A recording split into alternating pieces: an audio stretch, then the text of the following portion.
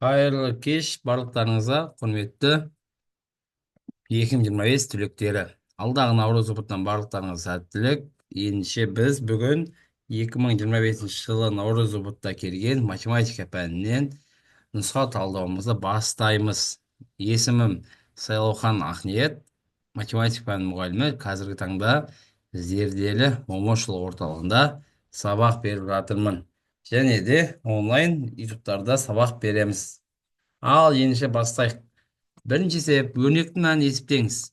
Бізге кәдімгі арифметика амалдар берілген, бірақ біз бұны калькулятор қолданбай қысқа жойды формуласымен жіктеп көрейік. Мысалы, алдымен біз а квадрат минус б квадрат формуласын білеміз ғой, қысқа жойды формуласы, 7-ші сыныпта өткен. Сол формула бойынша осыны жіктесем былай: а минус б және де көбейтілген а плюс б деп.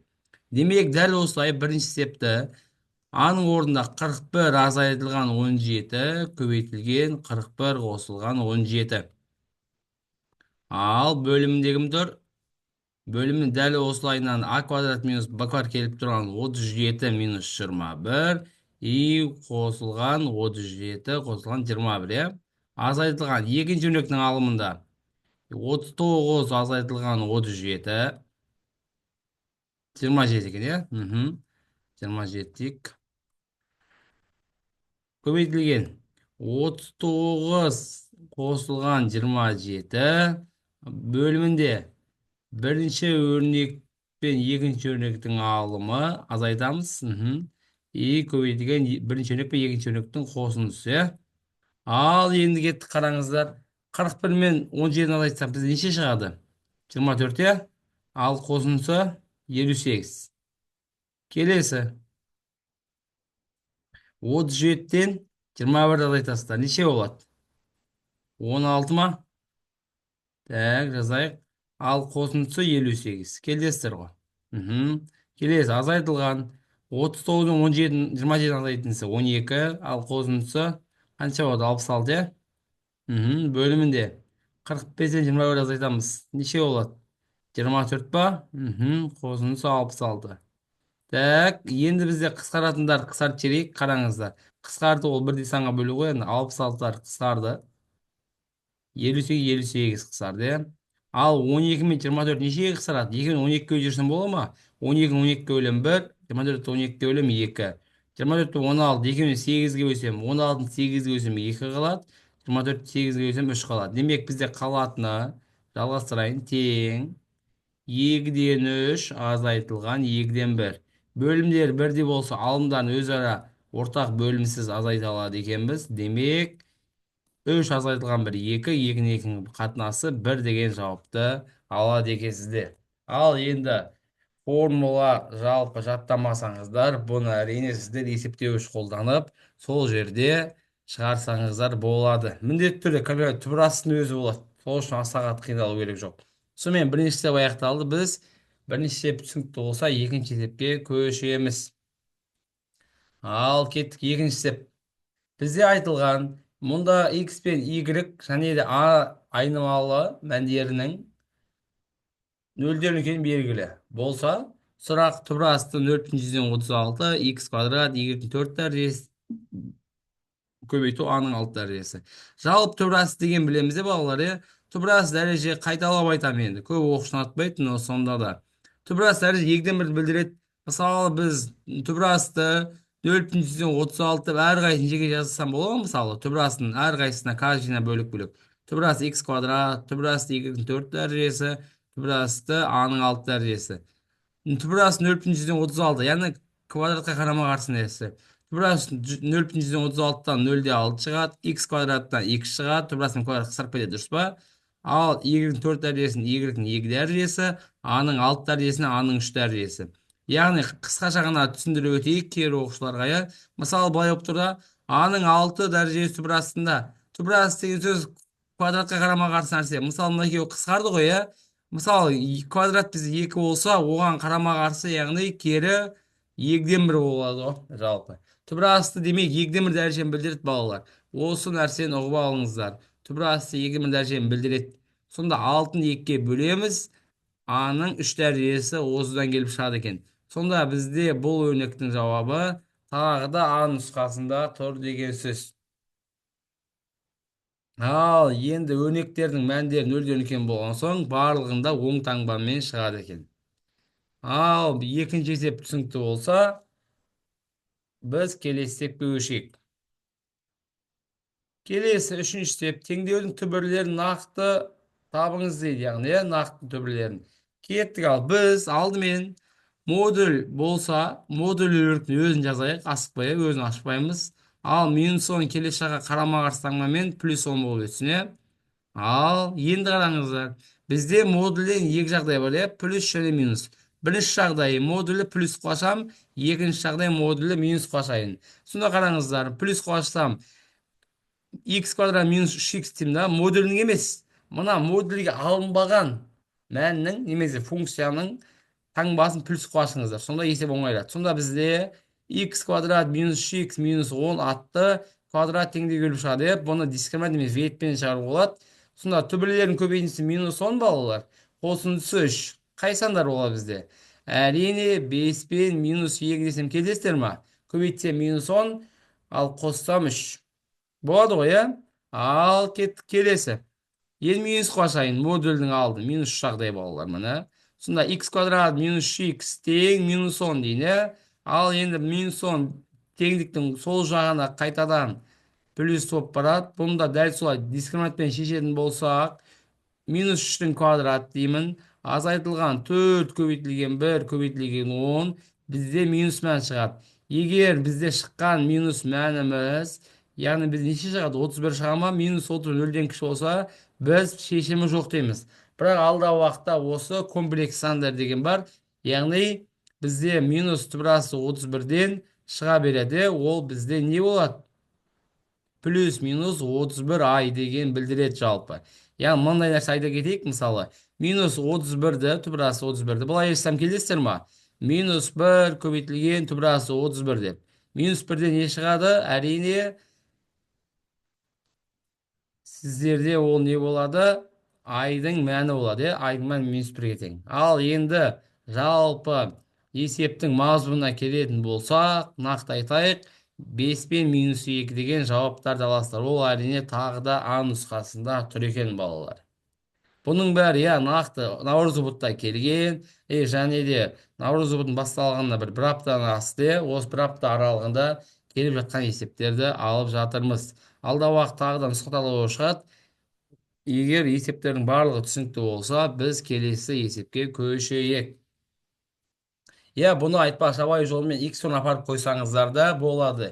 Егер осы өрнектің сол жағы мен оң жағының мәні тең болса, онда есепті плюс минус қылып ашпай-ақ та шығаруға болады. Ал келесі төртінші есеп. Дұрыс төртбұрыш призманың табанының ауданы 144 см квадрат, ал биіктігі 14 см-ге тең. Осы призманың диагоналін тап дейді. Қараңыздар, бізге дұрыс төртбұрыш призма берген, иә, дұрыс төртбұрыш призма. Яғни мен квадрат зар құлатып сайын сіздерге түсінікті болсын, иә. Дұрыс төртбұрыш призманың табаны 144 болатын. Демек, барлық қабырға тең квадрат қой, иә. Жаза кетейік мына жаққа. Так, жазайық мына жаққа. Табанның ауданы 144 деген. 144. Ал биіктігі 14 см болса, осы призманың несін тап дейді? Диагоналін тап дейді.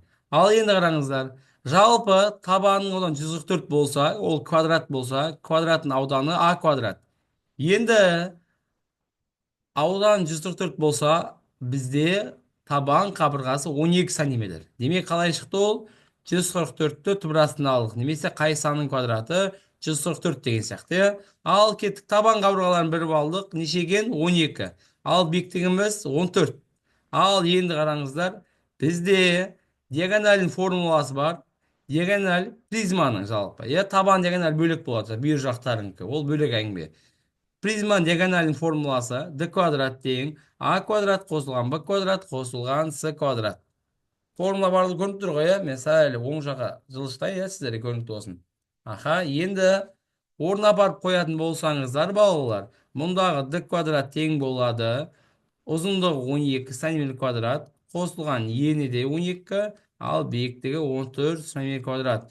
Осы мәндердің барлығын квадраттап қосатын болсаңыздар, сіздерде 484 мәнін аласыздар. Яғни бізде диагональ неше деген сөз? 22 сантиметр деген сөз.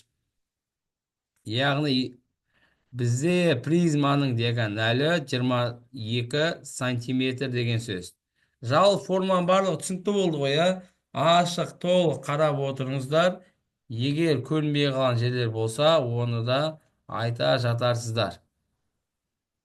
Ал, жақсы. Есеп түсінікті болса, біз келесі есепке көшейік. Келесі, мынадай теңдеу келді бізге. Так, синус квадрат x минус синус x тең 0 деп тұр. Яғни осы теңдеуді шығару керек бізге. Яғни ортақ көбейткіш жалпы кәдімгі біз шығарып жүрген 7-ші сыныптан бастап а квадрат минус а тең 0 деген сияқты теңдеуі. Яғни ортақ көбейткіш екеуінде де кім бар балалар? Синус x бар. Синус x шығарып жіберсем, жақшаның ішінде бір синус x қалады. Алма синус x-ның орнында ешнәрсе қалмаса, жай ғана бір қалды деп ойлайық.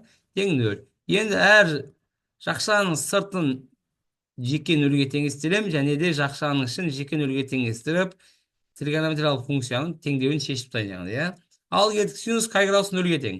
Енді мен ұмытып қалсам, саған айтар бір кеңесім, бірлік шеңберсіз синус таңбаларын қойып, плюс минус деп. Енді қарашы, осы жерді мұқият тыңдап алшы, 180 жазай қал, басынан бастап, иә. Мынау 0 градус басталады, сағат тіліне қарсы тригонометрия жалпы.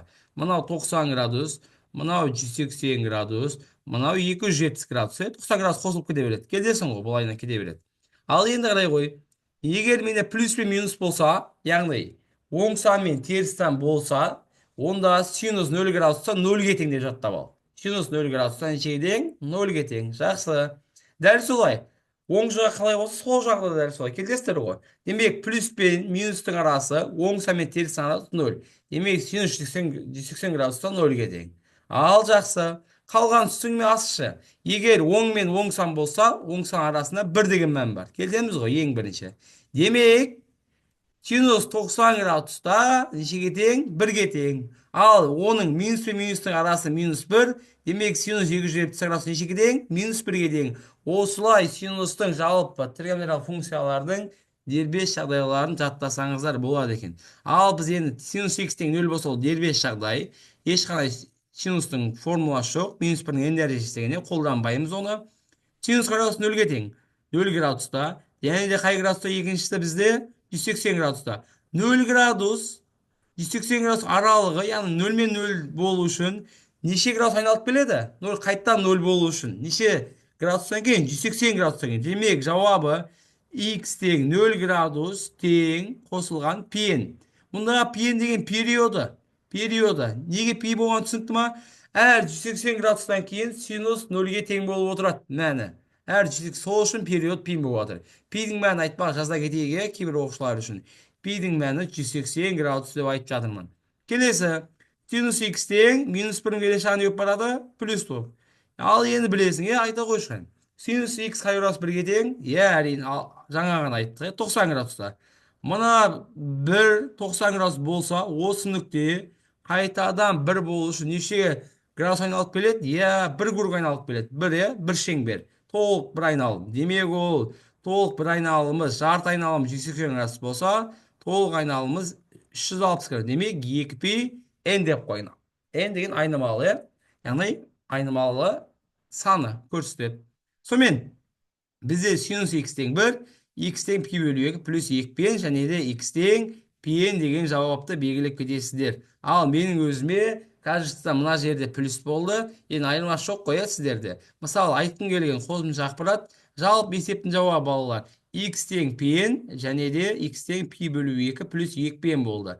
Ал егер мысалы бұлай келіп қалса, жазып қойын мына жаққа қосымша деп. Енді менде негізі синус x тең минус 1 болып қалса, мысалы, маған келген осау шамасы.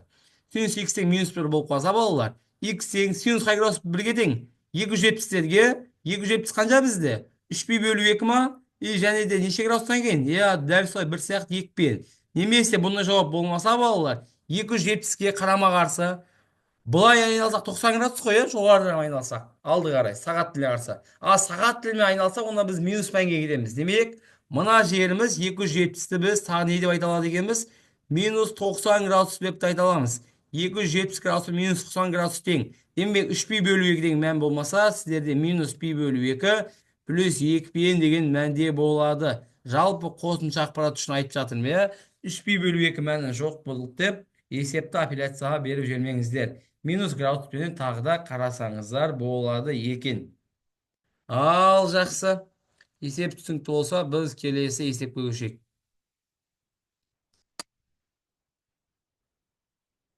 Бізде векторлар берілген. Екі вектор x-тің қандай мәнінде ортогонал болады дейді. Біз ортогонал деген сөзді не екенін қарастырайық. Так, алдымен бізде екі вектор берілсін, ал жаза кетейік. Бізде мынау n векторы, енді жазылайық, асықпай. Мынау бізде n векторы. Векторлар ортогонал деген сөз, балалар. Перпендикуляр деген сөз ғой. Астына жаза кетейікші. Перпендикуляр. Ортогональдың екінші атауы перпендикуляр. Ал кеттік. Екі вектор перпендикуляр болу үшін олардың скаляр көбейтіндісі 0 градус, яғни 0-ге тең болу керек. Былай айтқан кезде косинус 90 градус жасау керек қой. Скаляр көбейтін білеміз ғой. Косинус альфа деп арасы екі вектордың арасында бұрыш. Косинус 90 градус нешеге тең? 0-ге тең. Демек бізде аталған мына мәнде жазып кетейік. М-нің векторлар x1, y1, z1. Дұрыс па? Бірінші айтылып тұр ғой. Ал n векторының координаттары x2, y2 және де z2. Үш жазықтық бойынша ғой жалпы. Сонда скаляр көбейтін деп отқанымыз, сәйкес координаттарын көбейтеміз. Абсцисса мен абсциссаны көбейтейін.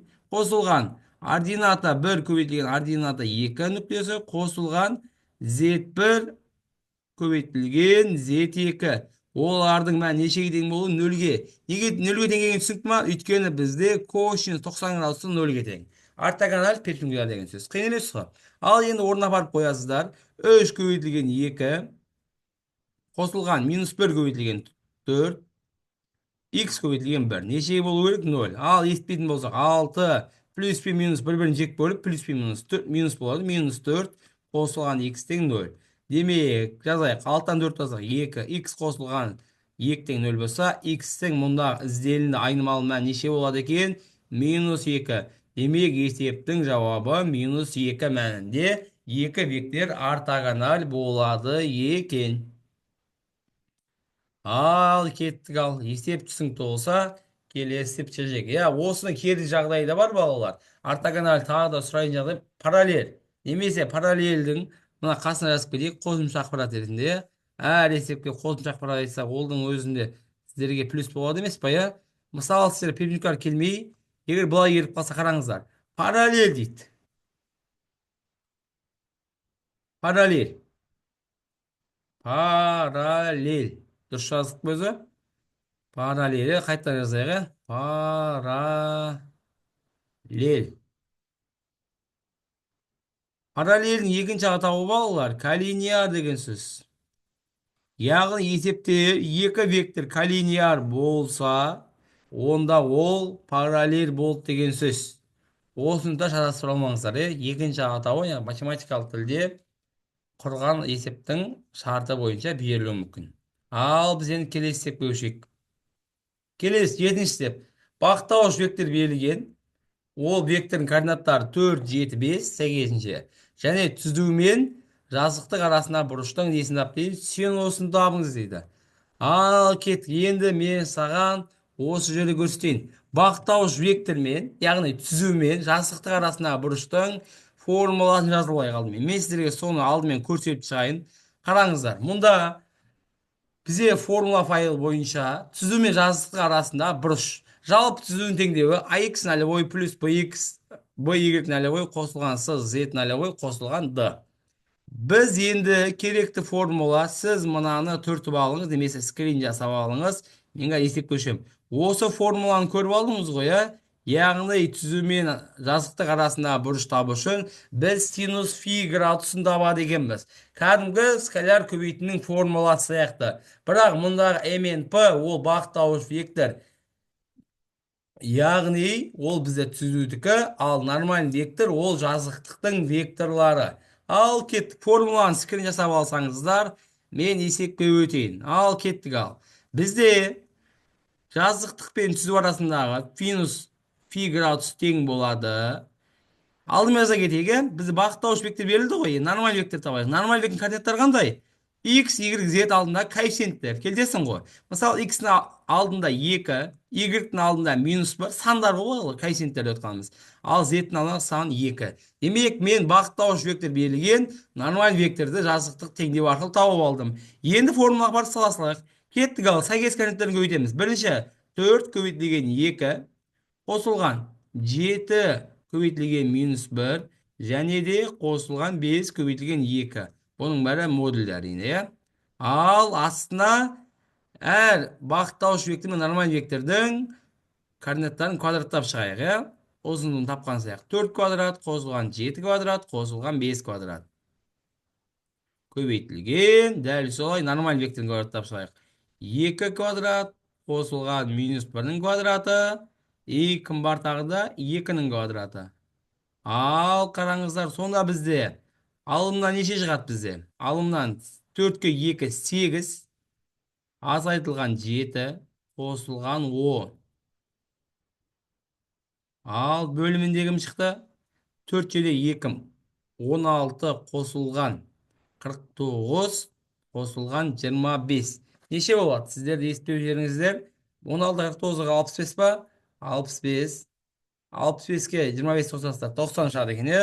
Жаза кетейік. Түбірасы 90 көбейтілген қанша болады бізде? 2-нің квадраты 4, 4 8, минус 1-дің квадраты 1, 9 шығады, иә? Демек бізде алымнан 8-ден 7-ні азайтсам 1, 10-ға 1 қоссақ 11 бөлінген. Түбірасы 90-нан шықпайды, бірақ оны біз жазсақ бола ма? 45 көбейту 2 деп, түбірасынан шығарасыздар. Ал 9-дан неше шығады екен? Түбірасы 9-дан 3 шығады. Демек бізде түзу мен жазықтық арасындағы синус фи градусымыз тең болады екен, балалар. 11 бөлінген 3 көбейтілген 45-ті жазсақ тағы да мынанда жазбаппыз ғой, иә? 9 көбейту 10 деп сразу, иә? Сонда түбірасы 90-нан сіздер неше шығады бізде? 3 көбейтілген түбірасы 10 ба? Ха? Сонда бізде 11 бөлінген 9 түбірасы 10, немесе иррационалдан құтылып түбірасы 10-ға көбейтсек, алымында бөлімде жауаптарыңыз болады екен. 11 түбірасы 10 бөлінген 90 деген жауапты аласыздар. Ең соңында жауаптарыңыз осы. Ал есеп жалпы түсінікті ма, балалар? Бізде түзу мен жазықтық арасында вектордың бұрышты таптық. Енді сіздер үшін Б деңгейі, С деңгейі есеп болуы мүмкін, бірақ міндетті түрде кездеседі. Және кездесіп те жатыр, иә? Ал жақсы. Түсінікті болса, онда балалар, біз келесі есепке көшейік. Келесі есеп теңсіздікті шешіңіз. Қарапайым ғана теңсіздігі. Так, бізде түбірасында өрнек әрдайым кімнен үлкен болу керек? 0-ден ба? Ал кеттік, жазайық. Түбірасында өрнек әрдайым кімнен үлкен болу керек? 0-ден. Демек, минус модуль x-іміз үлкен болу керек минус 2-ден. 2 минус плюске айналса, таңба өзгереді. X кіші болу керек кімнен? Әрине 2-ден. Бізде x мен 2-ден кіші болу керек. Автомат түрде қай жауаптар кетеді? В нұсқасы кетеді. Келесің ба? Өйткені 2-ден үлкен мән болып қалса, бізде түбірасынан минус ашық болады. Ал кеттік, ал біз жалпы есептің анықталуысын қарап алдық. Ал есептің өзін жүрейік. Жалпы түбірастынан құтылу үшін 2 жағын квадраттаймыз ба? Соны не болады бізде? 2 азайтылған модуль x үлкен x квадрат. Келдеміз ғой? Сонда арға жазатын болсақ, қараңыздар. 2 минус модуль x азайтылған минус x квадрат үлкен 0-ден. Аха, сонда бізде минус x квадрат минус модуль x плюс 2 үлкен 0-ден деген квадрат теңдеу шешістер. Ал кет, жаза кетейік. Сонда бізде, балалар, көрініп тұр ғой барлығы, иә? Аха. Сонда бізде жазады екенбіз. Қараңыздар. Бірінші жағдай. Минус x квадрат минус x қосу 2 үлкен 0-ден. Осыны шешіңіздер. Ал жазайық. Ал екінші жағдай жазып қойық. Модулін алдын не қылып ашамыз? Иә, дұрыс айтасыз. Минус қылып ашамыз, иә? Минус x квадрат плюс 2 плюс x және де 2 үлкен 0-ден. осы екі теңдеуді шешеді екенсіздер. Ары қарай сан үстеріне салып екеуін қиылыстырсаңыздар болады жалпы. Ал кеттік бастайық, ә? Кеттік ал. Мен біріншісін шешіп бастаймын мына жерге.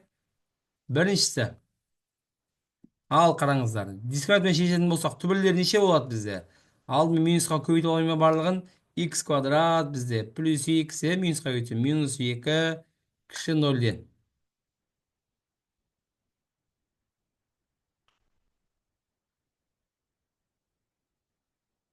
Ал осы мәндер салып түбірлері қанша болады бізде? Минус 2 мен 1 бола ма? Аха, таңбаларын салатын болсам минус 2 мен 1-ді мен жай ғана жазып қояйын. Дөңгелектеме, иә? Мына нүкте минус 2, мына нүктем 1. Таңбаларын анықтайтын болсам, х квадрат таңбасын қарай салымда болады. Немесе 1-ді 2-ні апарып қойсаңыздар, мына х-ның орнына апарып қоясыздар, жақсы ма? Сонда 0-ден кіші мәндер қай аралықта ол? Минус жақта, иә? Демек жауап не болады бізде? Минус 2 мен 1 деген жауапты аласыздар. Айтпақшы, минус 2 неге кірді? Себебі бізде біз мынаны неге ұмыттық? Мына жерде не деп жазуымыз керек, балалар? Түбір астына өрнек нөлді үлкен немесе тең. Демек, 2-ден үлкен немесе 2-ден кіші. Сол үшін бізде 2 қандай болады? Кіреді. Жауапқа минус 2 кіреді жалпы. Түсінікті ма? Сол үшін сіздерде минус 2 боялған, ал 1-ді боя алмайды екенбіз. Сонымен жауап А нұсқасы. Келесі екінші жауапта шешсеңіздерде дәл осылайынан болады екен.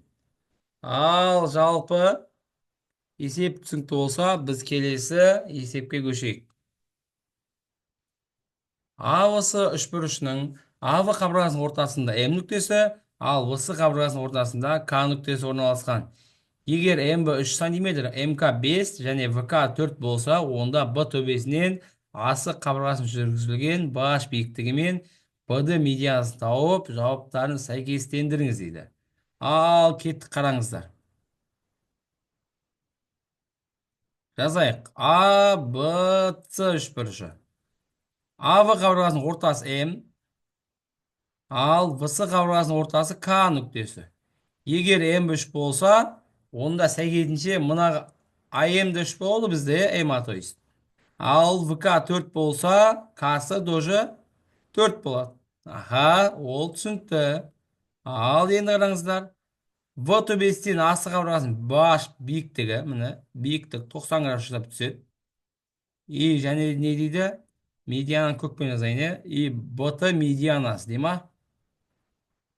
Былай бізде, мынау бізде баш биіктігі болсын, мынау бізде медиана. Біреуін М дейін, біреуін H деп қойын.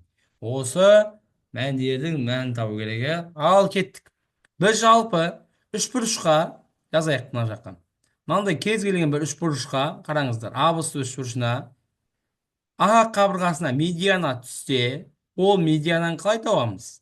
МА, яғни А қабырғасына түскен медиананы табу формуласы балалар. 2-ден 1 түбір астында 2 медиана А қабырғасын түсті ғой, келесіздер ғой. Демек, Б мен С-ның қатысы жоқ. Демек, 2Б квадрат, 2 еселенген С квадрат, яғни азайтылған кімге түсті? А қабырғасы, яғни азайтылған А квадрат. Медиананы осы формула бойынша табады екенбіз. Ал кеттік ал, сонда БТ медианасы тең болады 2-ден 1 түбірдің астында бізде асы қабырғасы белгіген ба, белгісіз ба? Асы қабырғасы белгісіз, е? Ал кеттік ал, бірінші алдымен кім тауып алайық? Асы қабырғасын тауып алсақ бола ма? Аха, МК бізде барлығын дұрыс жаздық қой, иә?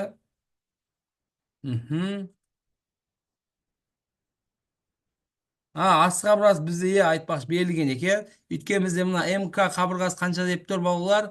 МК 5 деп тұр. Міне, МК қабырғасы 5 болса, онда асы қабырғасы үшбұрышының ортасы қасиеті бойынша асы қабырғасы неше болады деген сөз? 10 болады. Ал жазып қойын суретке. Бізге мұндағы асы қабырғасы 10-ға тең. Ал кеттік, орнына апарып қойық. Бізде 2 еселенген 6 квадрат қосылған 2 еселенген ВС қабырғасы 8 ба? 8 квадрат азайтылған асы қабырғасы неше болады? 10-ның квадраты. Ал есептеп жіберіңіздер неше болады екен? 2 деген 1 түбірдің астында 6 жердегі алтын квадраттасам 36, 2 өйтім 72. Қосылған 8-дің квадраты 64, 2 кесілім 128, азайтылған 10-ның квадраты 100 болады. Демек, осы өнік еспейтін болсам, 2 деген 1, түбірасы неше шығады бізде? 100 шыға ма? Түбірасы 100-ден 10 шықса, 10 2-ден 1-ге өтсем, БТ медианасы нешеге тең балалар? 5-ке тең. Сонымен, бірінші сұрақтың жауабын таптық, ол нешеген бізде БТ медианасы 5-ке тең. Ал енді кім табайық екінші? Баш табайық. Ал кеттік, баш табайық балалар. Баш биіктігін табу үшін сен Евклид немесе тікбұрыш үшбұрыш аудандардың қасиеті бойынша мына формуланы білеміз ба балалар? Неге тікбұрыш үшбұрыш деп айтып жатырмын айтпақшы? Кім айта алады? Себебі бізде мына үшбұрыштың қабырғалары бізде Пифагор сандарына келіп тұрсам келісесің ба? Яғни 6 АБ қабырғасы, БС қабырғасы 8, ал асы қабырғасы 10 болып тұрса, онда ол Пифагорға келіп тұр. Демек, бізде мына Б бұрыш 90 градус. Ал мақұл, сонда қарап алыңыздар. Евклид теоремасы бойынша екі көрші қабырғаның көбейтіндісі ол екеуінің арасындағы бұрыштан түсірілген биіктікпен асы қабырғасының көбейтісіне тең. Демек, жазайық. H көбейтілген неше болады екен? 10. Демек, бұлай. Ал жаза кетейік, оның қалайдан шыққан. Бізде мынандай үшбұрыш болып тұр балалар. Мына қабырға бізде BC, мына қабырға биіктік H деп қойын. Сонда бізде формула BC көбейтілген тең болады A көбейтілген H формуласына. Осы формула саластаңыздар есептеріңіз жеңіл шығады екен. Сонда бізде жауабы 6 жердегі 848 тең болады 10 H-қа, H-тың мәні тең болады 4,8-ге. Демек, баш биіктігіміз 4,8 деп оңай жолмен таба салдық. Ал жалпы түсінікті ғой, ә? Сонымен, есеп түсінікті болса, біз келесі есепке көшейік. Есеп күрделі, әрине, ұзағырақ шығаруларыңыз керек болады.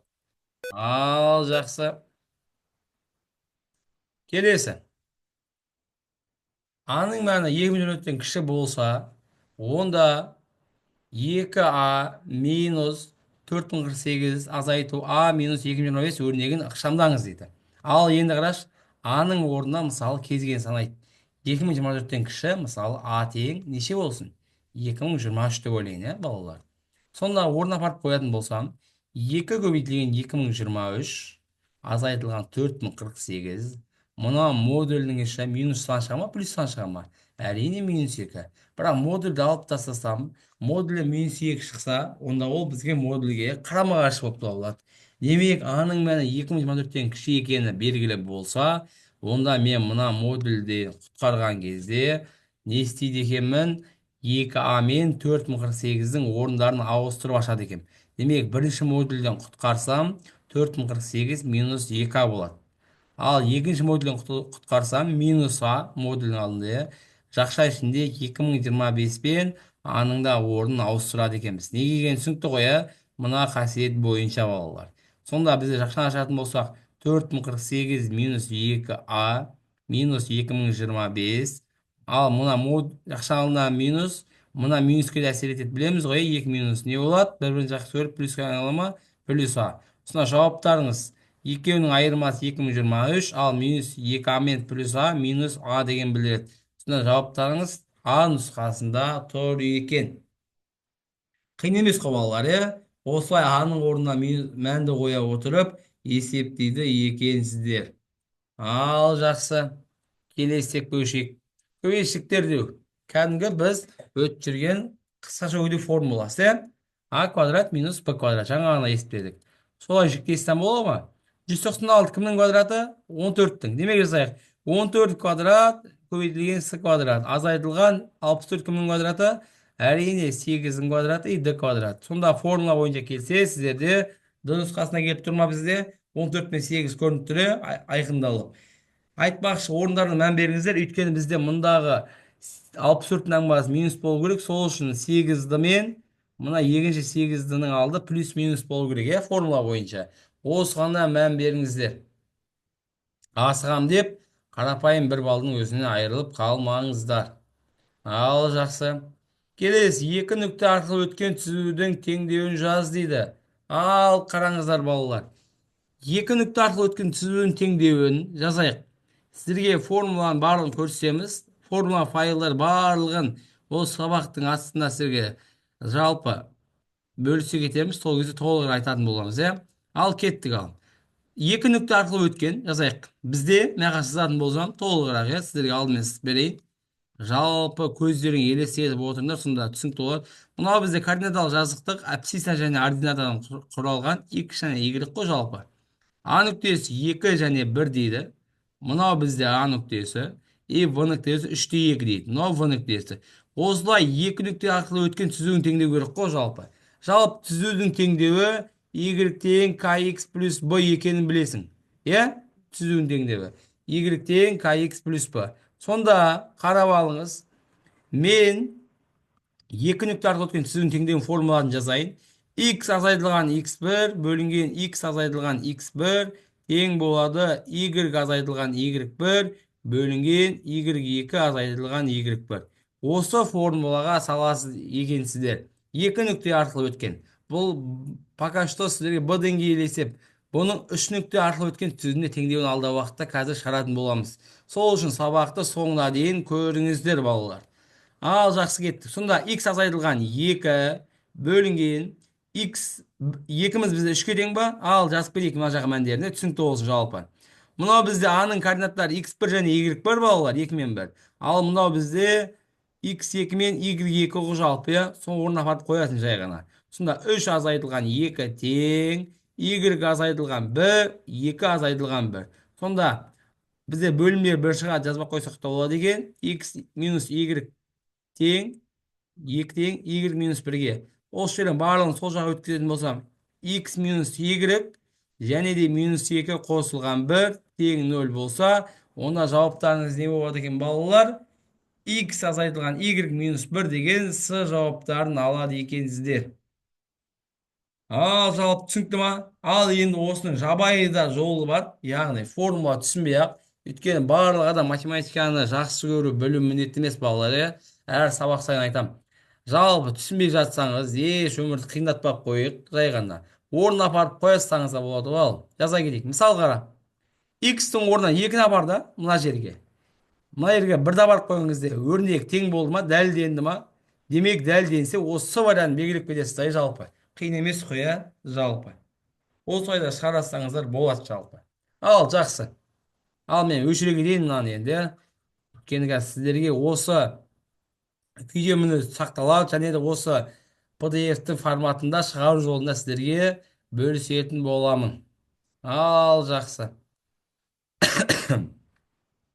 Теңдеуін шешіңіз дейді. Ал кетті қараңыздар. Бізде логарифм 2 мен логарифм 4 теңіз 9 берілген. Ал кетті теңдеудің оң жағын жіктеп тастайықшы. Логарифм 4 деп отырғанымыз 2-ның 2 дәрежесі ғой. Ал 9 3-тің 2 дәрежесі. Дәрежелер алдына түскен кезде негіздің дәрежесі аударылып түседі, ал аргументтің мәні жай ғана өседі. Сонда қараңыздар, не болады бізде?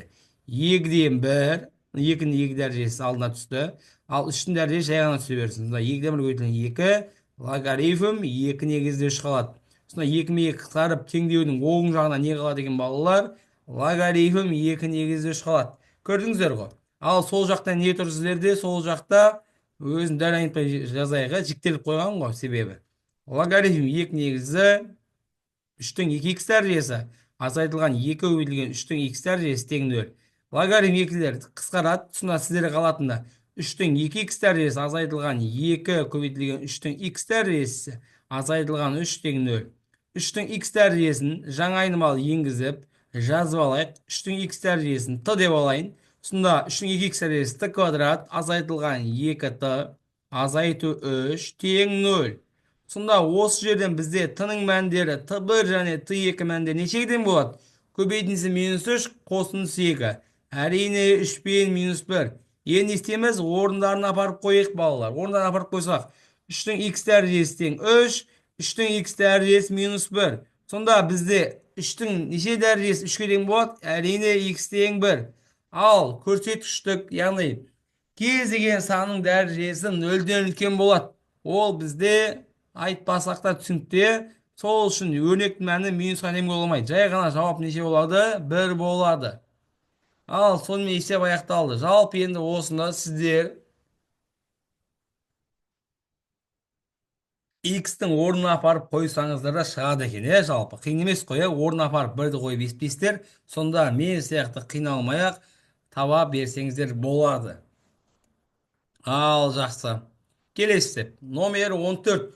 Өрнекті ықшамдаңыз. Дәл маған келген есеп қой. Ал енді түрі жалпы оңай. Шығар жолдар көп. Екі түрлі жолын біліп тұрмыз. Енді біз кәдімгі ең ұзақ жолы шақшаны ашасың ғой, енді дұрыс па? А плюс бұның кубымен. Ал енді мен былай шығарайын. Мен мына x плюс y а деп алайын. Ал x минус y б деп алайын. Сонда қарай ғой. А куб минус б кубқа келіп тұр ма? Бола ма, дәл сөйтіп айтсам? Болады, келдестір ғой. Ал сонда бізде болады. А куб минус б куб қалай шектеледі? Ал кет жазамыз. Жаза берейін, түсінікті ғой жалпы. Былай жазып қойын сіздерге, түсінікті болсын тағы да. Мынау бізде а куб, мынау бізде б куб деп қойын. Азайтуы бар. Ал кеттік. Сонда бізде а куб минус б кубтың жіктелуі. А азайтылған б. Жақша алып жазайын, сосын кімнің квадраты? А-ның квадраты. Келдіңіз ба? Азайтылған. То есть азайтуысы қосу болады, екеуінің көбейтіндісі жазайық. X плюс Y көбейтілген X минус Y қосылған кімнің квадраты? X минус Y-тің квадраты. Ал жалпы осылай жіктелді. Сонда жақша ашатын болсақ, ары қарай қараңыздар. X қосылған Y азайтылған X қосылған Y. Ал мына жақша ашатын болсам, а плюс б-ның квадратын білеміз ғой, екі өрнектің қосындысының квадраты. X квадрат 2xy қосылған Y квадрат. И көбейту а плюс б, а минус б-ға келіп тұрма балалар. Дәл сол ашып шығайын. X квадрат минус Y квадрат. Екіншісін дәл сол ашатын болсам. X квадрат минус 2xy қосылған Y квадрат. Жақшаны жабайын. Бізде қысқарадына біріншісінде x пен x кетті ма? Көкпен жазайын ары қарай, түсінікті болсын. X пен x қысқарды. 2y. Екінші жақшада. Так, мұндағы y квадраттар қысқарды. Аха, жақсы. 2xy-тар қысқарды. Аха. X квадраттарын қосатын болсам, 2x квадрат. Аха. Сосын кім қалды? Қосылған y квадрат. Келдестер ғой. Так, тағы да ма? Жоқ, 3x квадрат, дұрыс айтасыздар, 3x квадрат. Мына үшеуі бар екен ғой. Сонда жақша ашатын болсам балалар. 3x квадрат y. Әрине көбейтуге бар, Аха, қосу. 2y көбейтілген y квадрат. Бізде шығады балалар. 6x квадрат y и қосылған 2y-тің кубы. Ал мына жақшаны ашатын болсам ары қарай, мына жақшаны балалар. Не болады? Азайту. Ал қараңыздар, осыны жақсылап жазайын енді. Мына жақшаны ашатын болсаңыздар, сіздер не шығады? Соны жазайын. Минус 2y квадрат минус 2y куб. Сонда бізде y кубтар қысқара ма? Қысқарады. Не қалады бізде қалатында? Егер көп мүшенің квадраттары, яғни дәрежелі бірде болса азайта алады екенбіз, алтыдан екені азайтсақ, 4x квадрат y деген с жауабын алады екенсіздер. Жалпы түсінікті ғой, Ал енді бұның оңай жолы да бар. Оңай жол жазып қойын.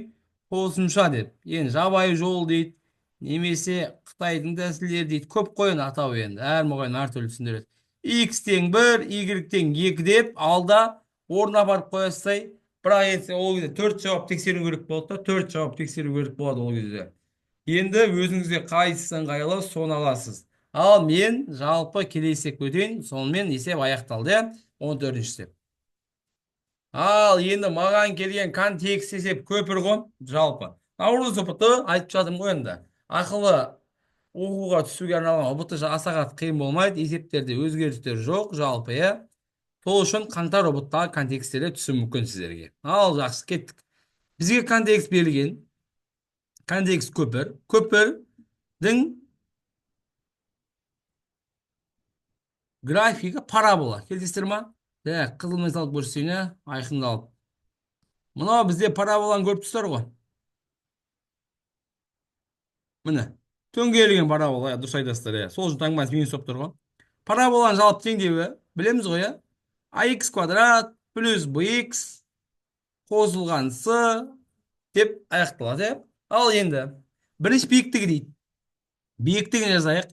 Биіктігі сол шеңбердің мына координаттары мынау бізде x және y болса, мынау емес па биіктік, елтеміз ба?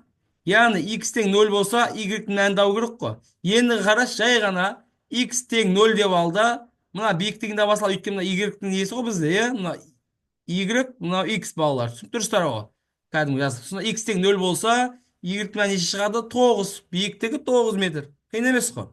H тең 9 деп қойын. Келесі сұрақ ұзындығы дейді. Ұзындығы деп атқанымыз мына жер ғой жалпы. Мына екі кескінді ұзындық деп атыр. L деп қойын. Ал енді судың көк екенін біліп тұр. Көкпен жазған қалай кетті. Ал жазып қойын қайтты. L табу керек қой жалпы, иә. L тең көпірдің ұзындығын табу үшін сіз былай жасайсыз ғой. Мына екі нүктені табу керек қой. Мына нүктемен мына нүктені. Келдес па? Яғни оны қалай табады екенбіз? Y тең 0 деп аламыз енді, керісінше. Дұрыс па? Екі жақ табу үшін. Бізде мына екі жағы бірдей болып парабола, дұрыс па бізде? Парабола жұп функция. Жұп функцияның қасиеті не еді бізде? Ордината өсіне байланысты, яғни симметриялы, иә? Ал енді қараңыздар. Y-ті 0 деп алсақ, балалар, сонда x-ің мәні неше шығады? Соны табасыздар ғой. Соны табатын болса неше болады бізде? Көйіп шығарса мен сразу шығара салайын. Плюс 9 минус болып барады. Минус 9 бен минус 16-ны көбейтсем, x квадрат тең 144. X тең не болады? Плюс минус 12 болады. X тең плюс минус 12. Сонда қарап ал. Мынандай бір параболаның мына 10 нүктесі деп қойын. 10 нүктесі. Мына жағым минус 12, ал мына жағым плюс 12. Сонда барлық ұзындығы неше болады бізде? Барлық ұзындығы L тең неше болады балалар? 24 метрге тең. Бұл бізде екінші сұрақ. Жалпы түсінікті ма? L-дің мәні неше болады бізде? 24. Қиын емес қой ұзындығы, иә? Ал жақсы кетіп жатыр. X нөлевой тең 4 нүктесіндегі жанама теңдеу дейді. Жанама теңдеуді білесің. Ал енді жанама теңдеу вариантпен шығару білеміз ғой. Ал егер вариантты білмесең, онда біз өзіміз құрастыруымыз керек болады. Ал үшінші сұрақ. Жалпы жанама теңдеудің формуласын жазайық. Y жанама теңдеуі fx нолевой қосылған f туынды x нолевой қос көбейтілген x азайтылған x нолевой. Жанама теңдеудің формуласы. Яғни x тең 4 нүктесіндегі мына түзуді бұлай жанап өткен түзудің несін дау керек? Мән дау керек қой жалпы, иә? Ал кет, жақсы қарап алыңыздар. Кет, енді бірінші несеміз x оны 4-те барып қоямыз ба? Жазайық. F 4 неше болады? Просто бірінші жай ғана функцияға барып қоясыздар. Иә, дұрыс айтасыздар. Жай ғана функцияға. Минус 16-тан 1 көбейтілген 4-тің квадраты қосылған 9. Неше шығады? 8, иә? Жақсы. Келесі, енді туындысын тауып алдымен. Туындыны білеміз ғой, иә? Коэффициент минус 16-тан 1 тұра берсін. Көбейтілген. X квадраттың туындысы не болады бізде? 2x па? Аха, 2x қосылған 9. 9-ның туындысы неше болады? Әрине 0. Жақсы. Туындысы бізде минус x бөлінген 8 ғой. Ал енді орнына барып қоятын болсаң, туындыны кім барып қоясың? 4-те барып қоясың. Сонда не болады бізде? Минус 4 бөлінген 8 тең болады кімге? Минус 2-ден 1-ге. Минус 2-ден 1-ге. Ал жақсы қарап ал осы жағын. Көрініп тұр ма барлығы? Так, бұлайдан қойын скрин жасап алу үшін түсінікті болсын. Ал енді қарап алыңыздар. Туындысын таптық қой біз. Аха, ойына барып қойдық. Енді жазайық. Сонда y жанама теңдеуіміз балалар болады екен бізде 8 қосылған минус 2-ден 1 көбейтілген 2-ден 1, иә? Так, біз не болады мына жерде? Так. Аха. Сонымен орнына барып қоясыздар жай ғана. Барлық мәнін тауып алдық қой біз себебі, иә? Орындарына барып қойыңыздар. Так, x азайтылған 4 нүктесінде. Мына жақшаны ашатын болсаңыздар, сіздерде минус 0,5x және де қосылған 10 деген жауап тұрады. Сын нұсқасында ма? Сонымен есеп аяқталды. Жауаптарыңыз жанама теңдеу үшінші сұрақтың жауабы мынау екен. Жауабы минус 0,5х плюс 10. Яғни бұны вариантпен тексеру бар, бірақ ол жақта мен қатысқан кезде x-тің орнына мысалы 4 барып қоясың ғой. Сол кезде бізде неше шығады? 8 шыға ма? Мына жақтан 8 шықты ғой, бірақ д нұсқасында 8 шығатын вариант болды да, сол үшін жанама теңдеуді шығару керек. Уже есеп құрастырған кезде жанама теңдеудің жабайы жолын біліп алдық қой. Бірақ сол үшін олар екі түрлі бірдей вариант қояды, екеуінен 8 шығатын. Сол үшін біз жанама теңдеуді үйренуіміз қажет болады уже.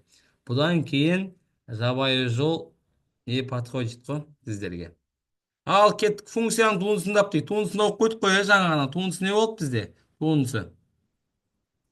Минус x бөлінген 8 болма туындысы. Жазып кетейік.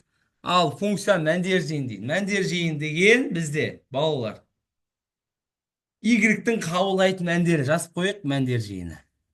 y деп. Біз анықтауымыз definition қояды, dx. Ал мәндер жиыны сұрап тұр. Мәндер жиыны. Ең үлкен мәні бізде қанша болып тұр? Минус, то есть плюс 9 болып тұр екен, мұндағы мән, 9. Демек, мәндер жиыны ең үлкен мән 9, ары қарай не болады? Минус 8-ке де береді. Жауаптарының минус 8-ке нешеге дейін болады? 9-ға дейін. Ал кеттік, мен минус 9 жазамын деп бірінші тігі қойып жіберіппін ғой. Сонымен жауаптарыңыз мәндер жиыны минус 8-тен 9-ға дейін. Себебі ол бізде мына парабола төмен қарап тұр. Өйткені таң басқандай бізде минус. Сол үшін минус 8-ті қарай кете береді. Жалпы осымен контекст аяқталды. Менде енді мұнда бір сұрақ болған жоқ, туындысынап деген болған жоқ. Туындысының орнына аның мәнін сұрады. Аның мәні көрініп тұр, ұшты минус 16-тан 1. Аның мәні жазып берейік, қосымша. Аның мәні минус 16-тан 1. Саған келіп қалса, ұбытқа кіретін жас түлек Наурыз ұбытта. Аның мәні осы жал. Қатасып қалмай, енді осындай оңай сұрақтар болды тоже. Ал жақсы. Контекст өзгермейді, жалпы сұрақтар өзгермейді, бірақ контекст формат өзгермейді, бірақ сұрақтар өзгеріп жатыр. Берген функцияның туындысында туынды. Енді көп мұғалім айтады. Жалпы туынды тапқан кезде бізде кері тригонометриялық функцияның туындылары келмейді деп, бірақ олар бізде келіп жатыр. Сол жағдай, ал кеттік ал. Аркатангенстің туындысын білеміз. Аркатангенс туындысы қандай еді бізде? Y туынды тең минус, есімізде ма? 1 бөлінген 1 плюс не болады бізде? X квадрат па? Демек, формула жазайық па бірінші? Жаза кетейік мына жаққа. Бізде арк катангенс X-тан туындалатын болса, оның туындысы не болады сіздер? Минус 1 бөлінген 1 плюс x квадрат па? Дәл осыны да аласыздар. Сонда орнына барып қоятын болсаңыздар, минус 1 бөлінген 4x квадрат көбейтілген. Кімнен туындыны алдым ұмытпа, x-тан туындыны ұмытпа. Жазып қойын, x туындыны ұмытпа балалар. Сонда x туындысы не болады? Бізде 2. Жауаптарыңыз д нұсқасынан тұрады. Минус 2 бөлінген 1 плюс 4x квадрат деген жауапты алады екенсіздер. Ал сонымен туынды аяқталды. Туынды асығат қиын емес. Аркатангенс минус болады, сосын не болады тағы да? Арккосинус минус болады. Соны есіңде болсын. Бірақ енді арккосинус пен синустар түбір астында болады, Ал жақсы. Келесі, тең бөлу трапецияның табан қабырғалар 4 және 16 сантиметр, трапецияға іштей және сырттай сызылған шеңбердің радиусын тап дейді. Тең бөлу трапеция сызайық. Оған іштей және сырттай шеңберлер сызылған. Енді бұл ақпарат не үшін балалар? Бізге сырттай сызылған шеңбердің радиусын табу керек, үлкен ерді. Бірақ саған іштей не үшін айтылған? Қарап ал. Табан қабырғалар 4 пен 16. Бүйір қабырғалар тең. Мен трапеция сызсам ең алдымен биіктік түсірейін. Мына биіктікті аш деп қойын. Мына биіктікті бізде аш. Сонда мына қабырға 4 болса, сәйкенше мына қабырға не болады? 4 болады. Ал қалған екі қабырғасы 6 сантиметрден. Ал енді қарап алыңыз. Жалпы оның бәрі не үшін керек? Енді трапецияға сырттай сызылған шеңбердің радиусын табу үшін мына жаққа жаза кетейік. Жақсылап, Мысалы, сенде мынау бізде A, B, C, D трапециясы. О трапецияның радиусын табу үшін, ойбай, аудан деппіз ғой біз, радиусын. Так, радиусты жазайық. Аудан табу үйреніп қаппыз ғой біз тек қана. Радиус ABCD трапецияны табу үшін сырттай болса үлкен R деп алатын балалар. Онда сен есіңде болсын, және сирек кездесетін есеп, ABC үшбұрышының радиусын табасың ғой. Түсінікті ма? Яғни сырттай салған шеңбердің трапецияның радиусын табу үшін мына ABC трапеция үшбұрышының радиусын табасың. Қиын емес қой, иә? Қайттан жаза кетейік. ABCD трапецияның радиусын табу үшін сырттай ABC үшбұрышының радиусын табасыздар. Қиын емес қой, иә? Осыны есіңде сақта. Ал енді үшбұрышқа сырттай салған шеңбердің радиусын табу үшін маған бірінші кім керек? Қабырғалар керек. Келдіңіз ба? Кеттік жазайық. Бізде AB қабырғасы, VC қабырғасы және де AC қабырғалары керек. VC қабырғасы нешеге тең? 4-ке тең. Ал AB мен AC белгісіз. Алдымен AB-ны тауып алайық. Есіңде болсын. Шеңберге немесе, то есть шеңбер кез келген төртбұрышқа, мынандай бір төртбұрышқа іштей сызылса, былай, барлық жағынан іштей сызылса, онда оның қарама-қарсы қабырғалардың қосындысы тең. Жаза кетейін. Қарама-қарсы қабырғаларының қосындысы тең. Сол үшін іштей деген осы үшін берілген. Ал жақсы, сонда қарама-қарсы қабырғалар 4 пен 16 қосындысы 20. Демек, екі бүйір қабырғасы әр қайсысы каждый 10-10-нан деген сөз. Ал бүйір қабырғасын біліп ал. Жақсы болды. AB қабырғасы 10 деп қойын. Ал енді асын қалай табамыз? Мына жерден сен тікбұрыш, үшбұрыш көріп тұрсың ба? Қандай тікбұрыш, үшбұрыш көріп тұрсың ғой, иә? Мына үшбұрыш қарас, асы, мынаны мен Е деп қоя салайын. АЕСі үшбұрышын қарашы, міне АЕСі үшбұрышын көріп тұрсың ба? Тікбұрыш, үшбұрыш емес пе? 90 градус жасайтын, иә? Осы жердің асын табамыз. Асын қалай табамыз? Асы деп атқанымыз кімдердің қосындысы? АЕ квадрат қосылған С Е квадрат. Келдіңіз ба? Осылайын тапсақ бола ма? Ал енді ашты қалай табамыз? Бізде аш нешеге тең? 8-ге тең. Қайтықпам түсінікті ғой, мына жерде өйткені 10 мен 6 бізде Пифагор болып тұр. Аш тең 8 деп қойын. 90 градус тоже, иә? Ал жақсы, орнына барып қойыңыздар. Сонда қараңыздар. Асы бізде қабырғасы, АЕ-нің мәні нешеге тең бізде? 4 пен 6. 10 ба? 10-ның квадраты қосылған С нешеге тең? 8-ге тең. 8-дің квадратына. Сонда бізде асы қабырғасы түбірасты нешеге тең? 164-ке тең. Асы қабырғасы 164-ке тең. Ал үшбұрыштың үш қабырғасын тауып алдық па? Оны радиусын қалай табасың? Формуланы білеміз ғой, иә? Ал кеттік ал. Енді есептің түйіні 90 сөздің тобықтай түйіні балалар. Үлкен R ABCD үшбұрышы немесе ABCD трапециясы ауданның радиусын табу үшін үш қабырғасын көбейтіп бөлеміз 4 еселенген ауданға.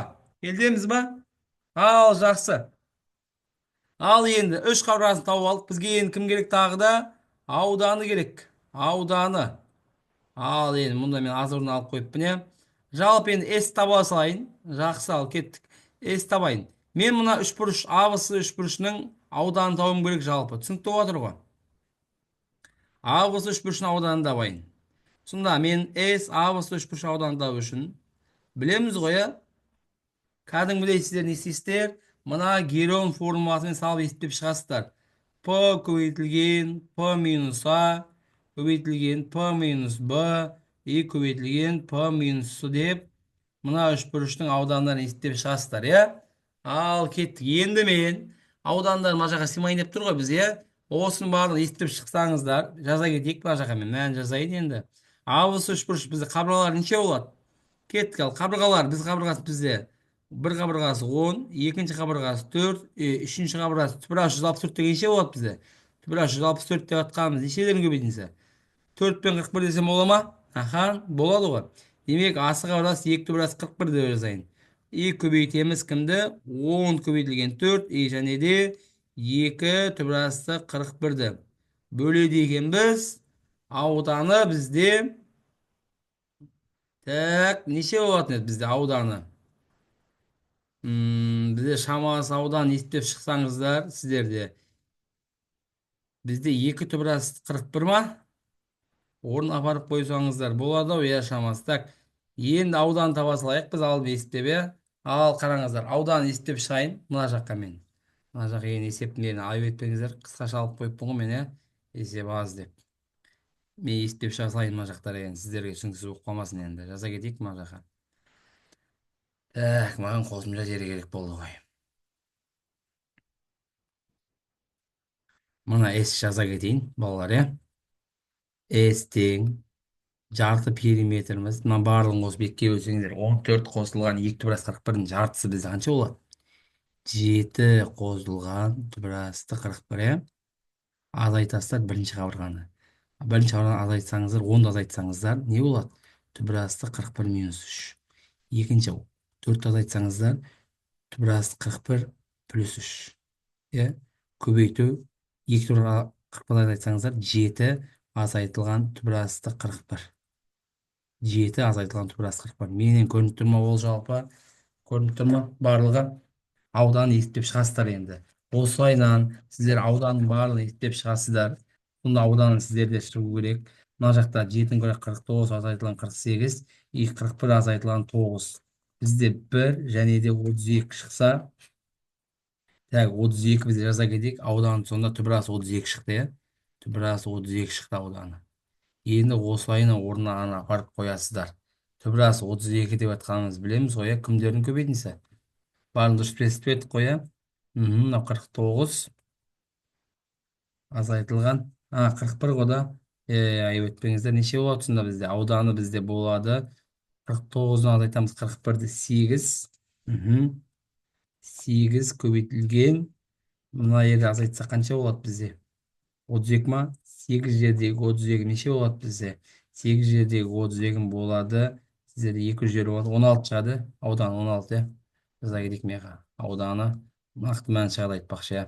Ауданы S тең 16 деп қойық. Ауданы 16 шығады. Ал енді орнына апарып тез қысартсаңыздар, сіздері жауабы R АВСD радиусының мәні болады. Мына 4 пен 4 қысқартамыз. 10 мен 16-ны қысартасыздар. Сонда жауап біздер болады 5 түбір асты 41 бөлінген 4 деген мәнді аласыздар. Ең соңғы жауап осы. Жауабын жаза кетейін, дұрыстап, иә. Бізде АВСD радиусының жауабы болады. АВСD радиусының жауабы, R АВСD радиусының жауабы 5 түбір асты 41 бөлінген 4 деген жауап болады. Ең соңында жауап осы. Жауабы. Жауап еге түсінікті ғой, есеп күрделі және ұзағырақ шығады балалар енді. Ал жақсы. Енді мен келесі деп көшейін, ұзағырақ шығып кетті жалпы.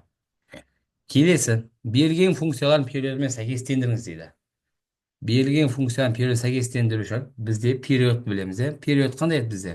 Егер бізде функцияларымыз синус және косинус болса, онда берілген функцияның периодын таба аламыз 2π бөлінген k. K деген x алдағы коэффициент.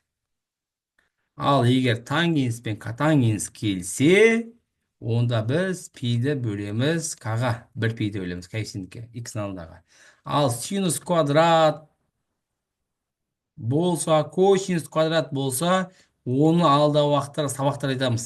Тағы да сіздер бір нәрсе айтамыз, сол кезде айтамыз. Болма астына жаза кетті осының. Синус квадрат, косинус квадрат модулін тап десе қалай жарамыз?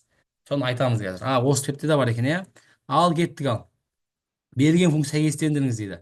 Демек, бірінші берілген функцияның периоды 2π бөлінген x алдағы коэффициент қанша бізде? 3 па? 2π бөлінген 3. Сонда жауаптар неше болады бізде? С нұсқасы. Бірде С деп қойын. Екінші косинус квадрат, егер квадрат берілсе, әрдайым дәрежені төмендетеміз. Дәреже төмендетуді білеміз ба? Жаза кетейікші мына жаққа. Косинус квадрат x-ің дәрежесін қалай төмендесін сен?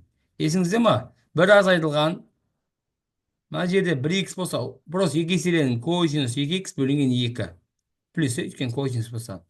Осы формуланы қолданамыз. Демек, 1 қосылған косинус 2 көбейтілген x бөлу 2 бөлінген 2. Сонда 2 мен 2 қысқарып не қалады сіздерде? 1 қосылған косинус x бөлінген 2. Сонда периоды t тең болады. 2π-ді бөлеміз нешеге? 1-ге. 1-ге. Себебі x алды коэффициент 1. Сонда жауабы 2π. Демек, сәйкестендіруде мынаның жауабы А нұсқасында тұрады екен. 2 пи болады жалпы. Қиын емес қой, ә? Жалпы дәрежелі келіп жатыр. Ал жақсы, скрин жасап алыңыздар енді. Келесі. Өспелі және геометриялық прогрессияның екінші және төртінші мүшелерінің көбейінісі берілген 64-ке дейін. Ал бірінші және жұпсан екен белгілі. Бірінші мүшесі жай және жұпсан. Геометриялық прогрессияның алғашқы 6 мүшесінің қосындысының еселігін тап дейді. Ал кеттік ал. Бізде екінші және төртінші мүшелерінің көбейтіндісі 64. B2 және B4-тің көбейтіндісі 64 болса, ал бірінші мүшесі жайсан дейді. Және жұпсан дейді. Бірінші мүшесі демек 2 деген сөз ғой. Жайсан деген өзіне және бірге ғана бөлінеді. Жақсы ма? Маған дәл осы ойынан келді. Ал енді прогрессияның B2 мүшесін табу үшін B1 күйді жазайын. Ал B4 қалай жазадығымыз біз? B1 көйділген Q-ның 3 дәрежесі. Сонда осы жерден B1-дің квадраты тең көбейту Q-дің 4 дәрежесі, мынаяқтан 1 дәреже бар. Тең 64 болатын болса, түбірастын ал жерсем, B1 көбейту айтпақшы, орнына апарып қоя салайға сразу. Орнына апарып қоятын болсаңыздар, есеп жеңілдетіп. 2-ның квадраты 4 көбейтілген Q-дің 4 дәрежесі 64 болса, Q тең неше шығады? 64 көлесі 16, 16-ның ол 2 дәрежесі. Сонда Q тең 2. Бол, демек бізде геометриялық прогрессияның еселігі Q тең 2 шықты. Q тең 2 бір жауабы. Ал екінші сұрақ қандай бізде? 6 мүшесінің қосындысын таппа, алғаш 6 мүшесінің қосындысы. Біз S алдын қалай табамыз? Жазайық. B1 көбейтілген Q-дің 6 дәрежесі азайтылған 1 бөлінген Q минус 1. Болмаса, екінші, үшінші, 4, 5, 6 мүшесін жайған табасында бәрін қосып шыға саласың бұрыс. Жарай ма? B1 қосылған B2 қосылған B3 деп табассаңыздар да болады. Ал сонымен қараңыздар, орнына апарып қоятын болсақ, 2 көбейтілген 2-ның 6 дәрежесі минус 1 бөлінген 2 азайтылған 1. Сонда 2-ның 6 дәрежесі бізде неше болады? 64 ба? 64 қой, 64-тен 1-ді алсақ 63, 63 көбейтілген 126 деген жауапты белгілеп кетесіздер. Қиын емес қой. Осымен есеп аяқталды. Геометриялық прогрессия міндетті түрде келеді.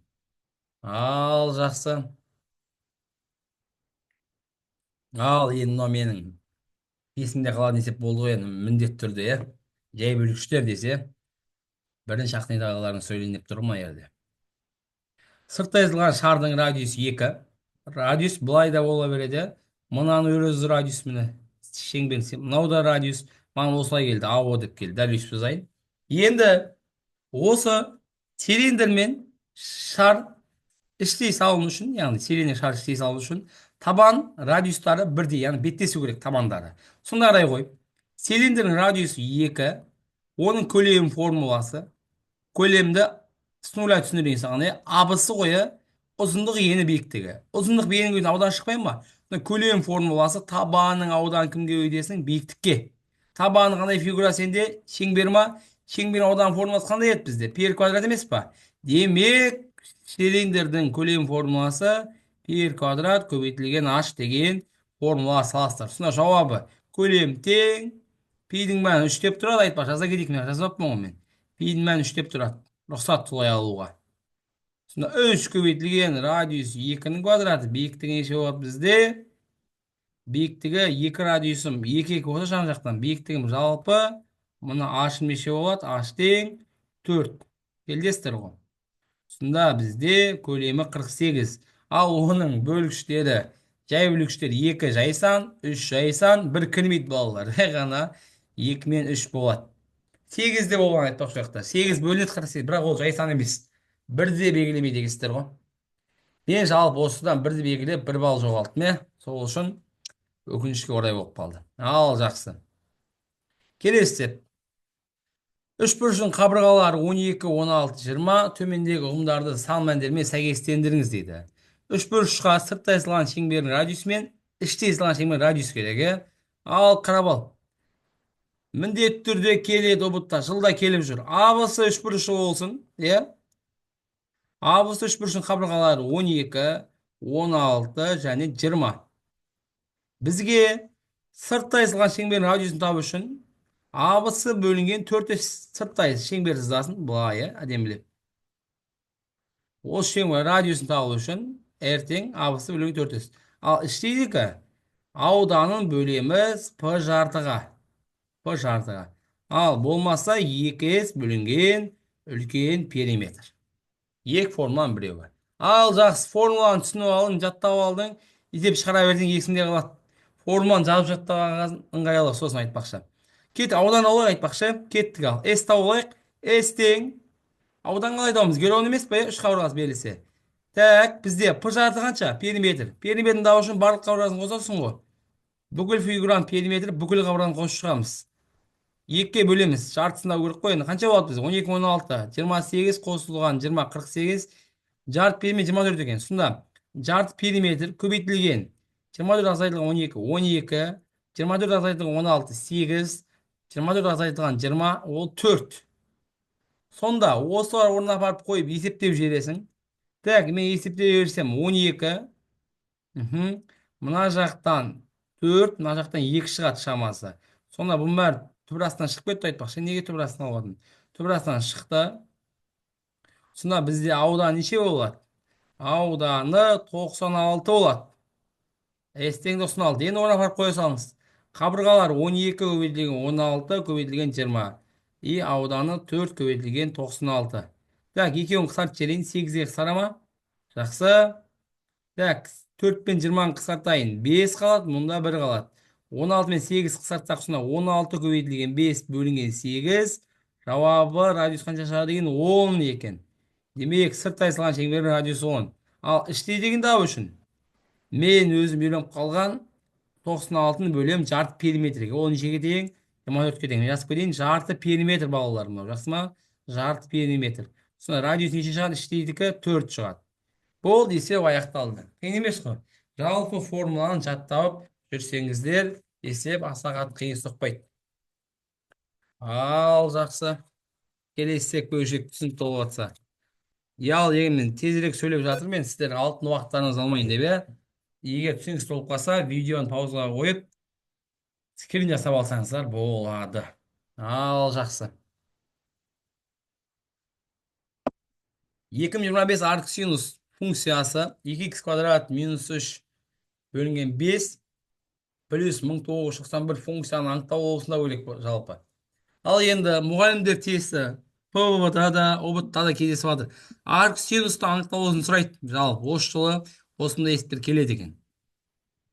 Келеді тригонометрияның туындысында қасиеттеріне бәрін жаттаймыз жалпы. Жаза кетейікші бірінші. Артық синустың анықтау болысы definition жаңа айтқан, иә. Артық синустың анықтау болысы x-тің ауылдайтын мәндері, яғни синус y-тің мәндері болысы немесе керісінше. Бізде ол білеміз -1-ден 1-ге дейін. Осыны жаттап барың. Сонда мен берілген просто функцияны жазайын. 2х квадрат минус 3 бөлінген 5. Осы функцияны кімнің аралығында деп аламын? -1 мен 1-дің аралығында алайын. Ал енді бөлі 5 келесі жаға көйде өткізсе -5 үлкен немесе 2х квадрат минус 3 кіші немесе тең 5.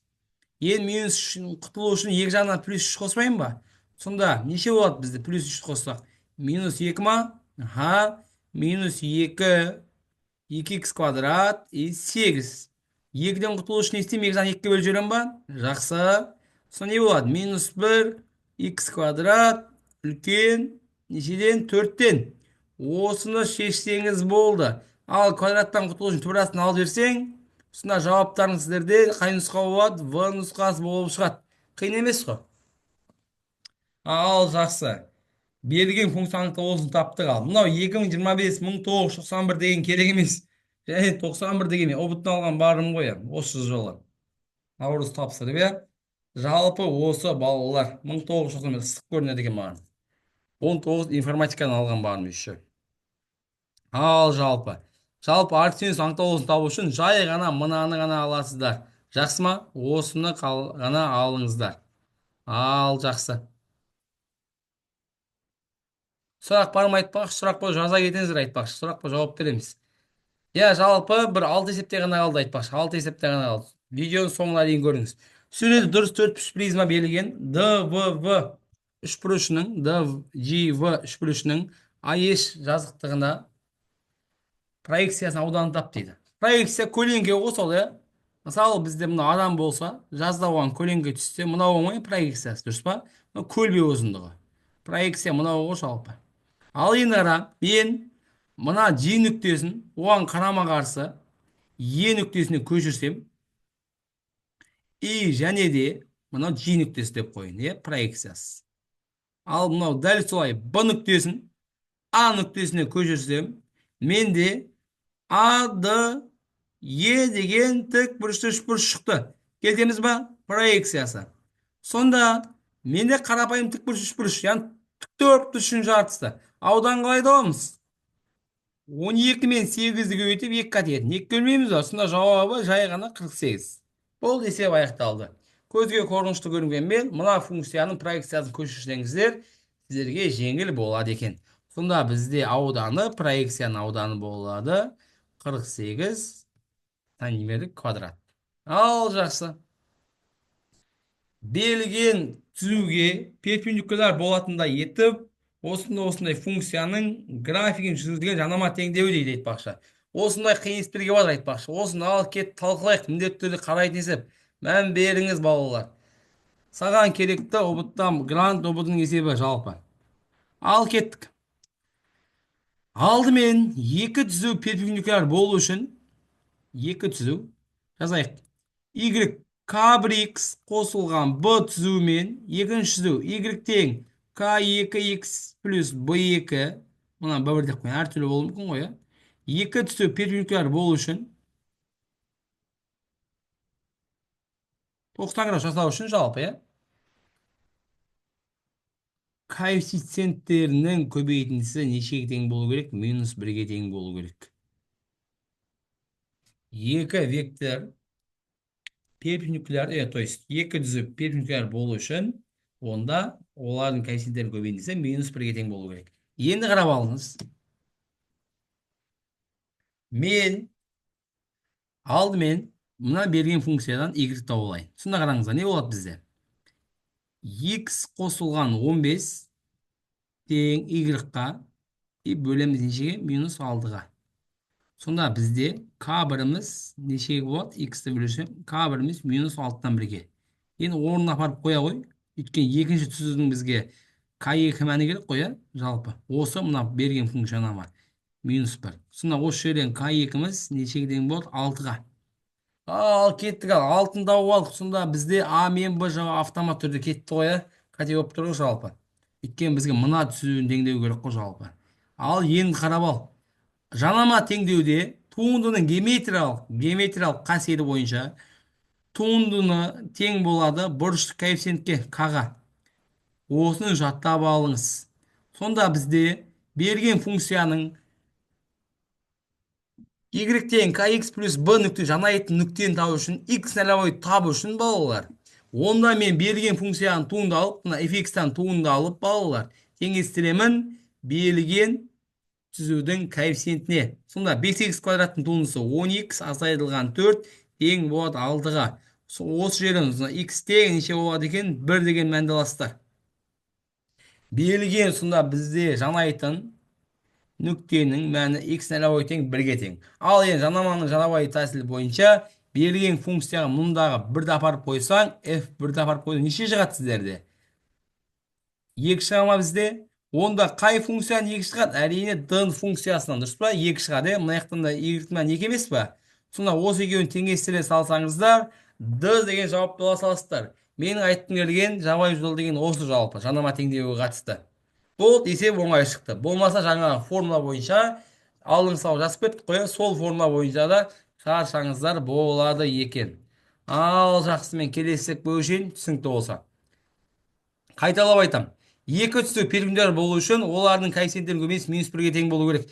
Мен қоршаған нәрсені жаттап отыр. Саған пайдалы және гранд ұбытыға әсері зор. Келесі, табан 8-ге тең, тік бұрышты тең берілді әрине. Бүйір қабырғасын тап дейді. Бізде тең бүйірлі тік бұрыш үшбұрыш берілген, тең бүйірлі катеттер тең және де тік бұрышты. Табаны 8 дейді. Онда катеттер А. Онда білеміз, Пифагор атамыздың теоремасы. Білеміз ғой, А квадрат қосылған А квадрат нешеге тең? 8-ге тең. Сонда осы жерден 2А квадратымыз 64 болса, А квадратымыз 32, А тең 4 бұрас 2 ма? Аха, болмаса, менің алғыр оқушыларым біліп тұр, А болса, мынау А тұбырас 2 екен, автомат түрде айтады екен жалпы. Түсінікті ма? Ол есеп қиын емес, аяқталды. Ал жақсы. Ал енді логарифм есеп шартсайық, логарифм не түрде келеді айтпақшы. Есімде қалған қостым енді балалар, Ол жақына шыққан есептерді де қостым барынша. Наурыз 2025 ұбт-ның математикасын талдап жатырмыз. Енді ғана қосылған оқушылар болса, Ал кеттік. Берілген функцияны шешеміз да модуль x минус y табу керек бол. Оны теңдеу шешу керек. Ал кет логарифм қасиеті бойынша жаза кетейік. Логарифм қасиет бар. Логарифм қасиет былай дейді. Егер логарифм а негізді m қосылған логарифм а негізді n болса, онда негіздері бірдей болса, онда қосылған болса, аргументтер өзара көбейтіледі дейді ғой. Логарифмнің қасиеті. Ал жақсы, сонда менде негіздері бірдей. Логарифм 4 негізді x y деп алайын көбейтіп, ал тең мына бірдің орнына мен былай жазсам бола ма? Логарифм 4 негіз 4 десем бола ма? Бір дәрежеге шығып кетсін. Келесіздер ғой, болмаса логарифм сабағында алда уақытта қосыласыздар. Так, сонда бізде қосып тұрса көбейтіледі. Сонда не болады бізде? Логарифм 4 негізді 4-тің бір дәрежесімен 9 көбейтіліп, логарифм 4 негізді 36 шығады. Так, сонда жазайық, логарифм 4-тер қысқарып, сіздерде не қалды сонда? Логарифм 4-тер қысқарып кетті. Сол жағын оң жағынан. X пен Y-тің көбейтіндісі нешеге тең балалар? 36-ға тең. Ал екінші 2024 кім дәрежесі бізде? 1000-ның дәрежесі ма?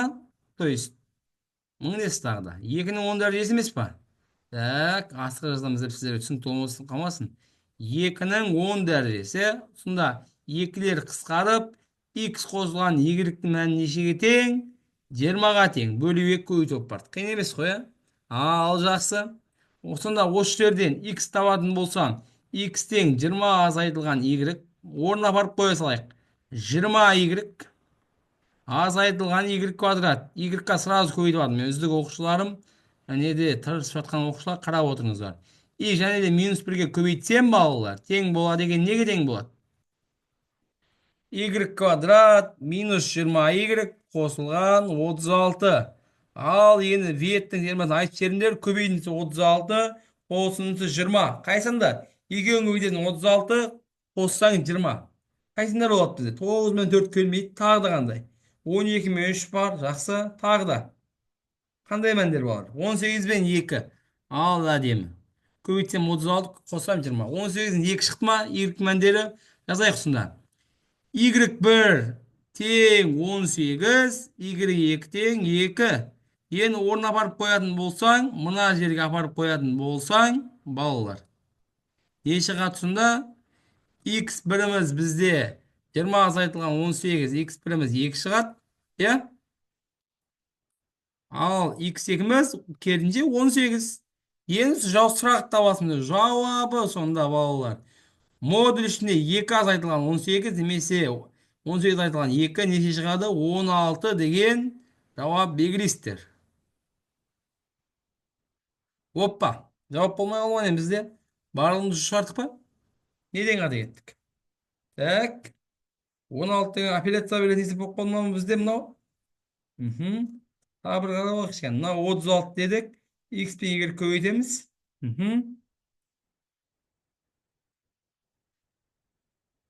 Так, 20y минус y квадрат. 16 деген жауап болу керек. Неге олар қосындысын алып жүрген ба бізде? Орнына барып қойып тексерсең де шығып тұр. 2018-ді өйтсең 36. Барлығы тең. Болды, біздің есеп дұрыс. Жауап 16. Мына жауап ешқайсысы келмейді. Апелляция балалар, апелляция. Ал жақсы. Енді ұбт-ны қателік кетпейді енді балалар, уайымдамаңыздар. Жақсы, келесі соңғы есептер қалды балалар. Асағат мән беріңіз. Соңғы есептер қалды. Логарифм 3 негізі x қосылған 2. және де так логарифм 9 y тең логарифм 3 негіз 243, иә? Бізге табу керек түбір асты x көбейту y табу керек. Ал қарап ал. Жақсылап тыңдаңыздар. Біз тағы да теңдеу шығаруымыз керек екен. Қараңыздаршы. Логарифмнің қасиетін айтайықшы бірге, бәріміз бірге. Логарифм 3 негіз x. 9 деген 3-тің квадраты ғой, иә? 3-тің дәрежесі алдына аударылып түседі, дұрыс па? Негіздің дәрежесі болса. Сонда 2 көбейтілген 2-ден 1 логарифм 3 негіз y болады. Тең логарифм 3 негізді 243 нешеге тең? Қарашы, логарифм жақсылап түсіндіріп берейінші мен саған. Мысалы, логарифм 2 негізі 16 болса, 2-нің неше дәрежесі 16 деген сөз ғой? 4 қой, біліп тұрсың ғой. Өйткені 2-нің 4 дәрежесі мынаған тең ғой. Қиын емес қой, иә? Сонда логарифм 3 негіз 243 нешеге тең? 3 неше дәрежесі 243 болады бізде? 3 дәрежесі 27, 81, 5. Әдемі. Сонда мына өрнектің мәні нешеге тең дейміз? 5-ке тең дейміз. Ал жақсы қарап алыңыз.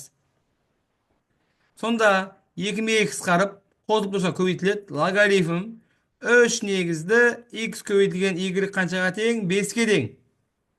Яғни 3-тің 5 дәрежесі нешеге тең болады? X пен y көбейтіндісіне. Сонда x пен y көбейтіндісі 3-тің 5 дәрежесі ол қанша болады бізде?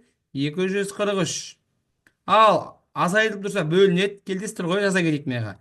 Логарифм а негізді x азайтылған логарифм а негізді y болса, онда азайту болса бөлінеді. Логарифм а негізді x бөлу y болады. Ал сонда қарап ал. Логарифм қашаныздай кетек, иә? 4 бөлінген x бөлу y тең болады. Логарифм 4 негізді 3-ке. Жақсы балалар. Сонда x бөлінген y нешеге тең болады? 3-ке ма? Логарифм 4 қысарып болды, 10-шы ара салыстыр. Сонда осы жерден x тең 3y. Ал қошап қойық. Енді не істейміз? Орнына апарып қойыңыздар. Сонда не бол орнына апарып қойсаңыздар? Так, кеттік ал. 3y көбейтілген y тең 243. Y квадрат тең 243-ке бөлеміз 81. Y тең плюс минус 9. Ал сосын мына жерге апарып қойсаңыздар, x тең не болады? Плюс минус 27. Енді бізге несін табу керек? Турасты x y табу керек емес па? Сонда 27 көбейтілген 9 болса, неше шығады бізде? Так, 27 деген 9 мен 3-ті көбейтілсе емес па, иә? 9 деген 3 деп қойын, тағы 9 бар, сонда неше шығады бізде? 9 турасты 3 деген в нұсқасы шығады екен балалар. Қиын емес қой, иә? Орнына апарып қоя салдық. Ал жақсы. Түсінікті болса келесі көтейік. Ал енді маңызды десе маңызды. Қайталайын балалар. Қарап алыңыздар. Түзу мен жазықтық арасында бұрыштап дейді. Ал мен саған бұл тип түсінбестірмін. Формула файл бар. Оның бәрін жібереміз. Телеграм каналға қосылыңыздар. Астыда сабақтың соңында айта кетеміз. Маңызды ақпарат. Сол үшін сабақтың соңына дейін көріңіздер. Ал кеттік ал. Түзу мен жазықтық арасындағы бұрышты табу үшін бізге солай ғой есептің шарты бойынша. Иә. Жаңана көрсетті емес па, иә? Осы формуланы қолданамыз. Осы формуланы. Бірақ бізге мынау параметрлік түрі ма? Аха. Ондай болса сіздер мына формуланы қолданыңыздар. Қараңыздар. Так. Иә, астына кетіп қапты ғой, иә. Түзу мен жазықтық арасындағы формула бойынша онда сіздерге былай көрсетейін. Ал кеттік. Так, бізде не болып жатыр? Ал мін тұр екен ғой. Кетіп қаптың ғой. Так, бізде бағыттауыш вектор бізде Q, нормальный вектор N. Абыс деп атқанымыз x y-дің алдында коэффициенттер балалар, ал мұнда mp деп атқанымыз жалпы параметрлік теңдеуі x азайтылған x нөлевой бөлінген m, дәл солай y тең y нөлевой бөлінген n, и және де z азайтылған z нөлевой бөлінген p. Осы mp бізде жазықтықтың немесе жалпы бағыттауыш вектордың координаттары. Міне mp деген осыдан шығады балалар, иә? mp деген осыдан. Немесе бұның мәні т-ға теңестіріп ары қарай шығара береді жалпы. Ал жақсы түсініп алдыңыз ғой. Енді қарай қой. Сонда менде бағыттауыш алдымен нормаль тауып алайық. Нормаль вектордың координаттары қандай бізде? -1, иә? Мына мендерді алып жатырмыз астындағы. 2 және де 5. Ал бағыттауыш Q векторының координаттары қандай бізде? X-тің коэффициенті 1, Y-тің коэффициенті 2, Z-тің коэффициенті 3. Мына мәндер. Ал жақсы, сонда екеуінің арасындағы бұрыш табу үшін дәл жаңағы мына формулаға сала салмайсың ба? Дұрыс па? Сонда синус фи градусы тең болады неге? Минус 1 көбейтілген 1 қосылған 2 көбейтілген 2 қосылған 5 көбейтілген 3. Так, осының барлығын модульда бөлеміз ұзындықтардың квадраттарына, яғни координаттарын квадраттап шығамыз. 1-дің квадраты 1, 2-нің квадраты 4, қосылған 5-тің квадраты 25. Көбейтілген 2-нің квадраттайық ал. 1-дің квадраты 1, 2-нің квадраты 4, 3-тің квадраты 9. Сонда орнына барып қойсаңыздар, 1 қосылған 4 қосылған 15 бөлеміз не шығады бізде? Қоссақ мынаяқтан 30 ба, түбірасы 30, ал келесі не шығады сіздерде? Түбірасы 14 ба? Жақсы. Сонда қоссақ бізде 20 бөлінген екеуін көбейтінсе 420. Немесе ерасаңдан құтыла отырып түбірасы 420 көбейтіп алымында бөлімінде сіздерде.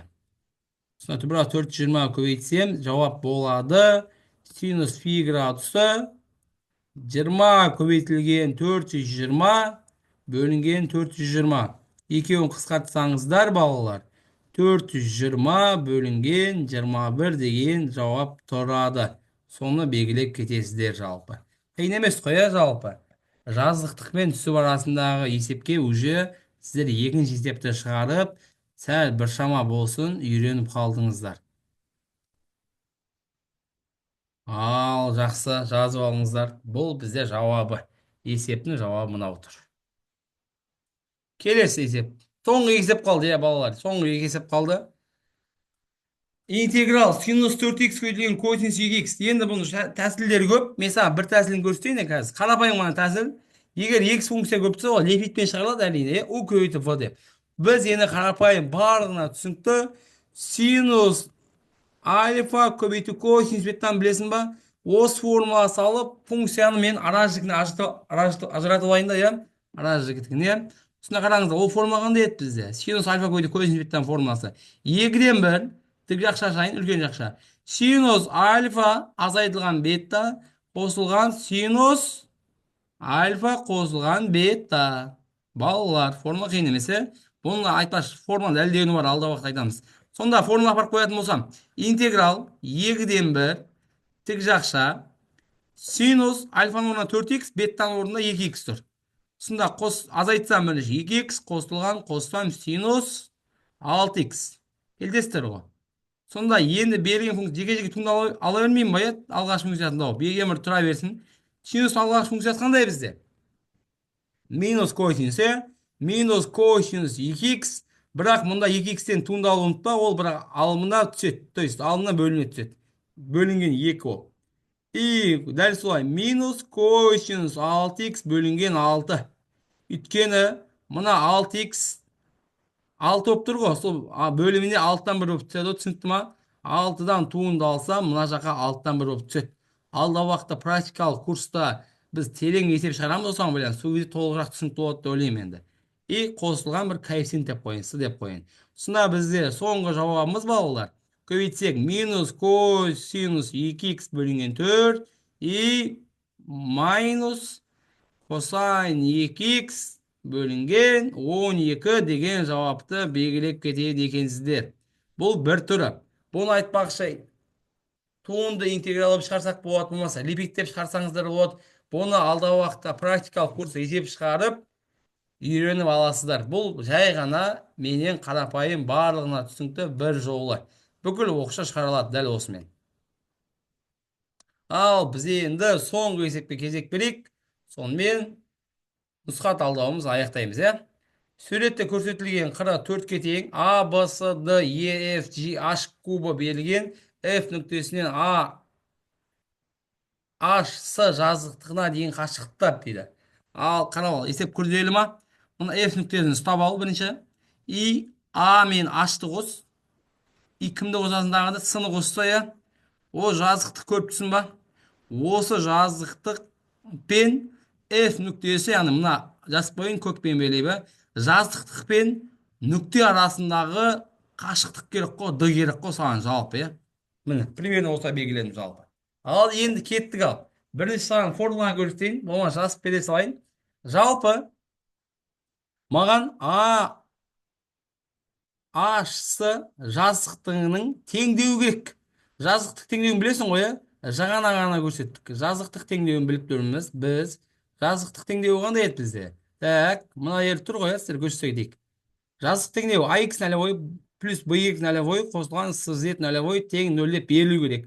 Енді оны қайдан аламын? Мен бірінші берілген нүктелердің координаттарын жазып өтейін. Ал кеттік ал. Мен бас нүктені мына А нүктесінде белгілейін. Қарап отырсыңдар бізде. Мынау бізде балалар.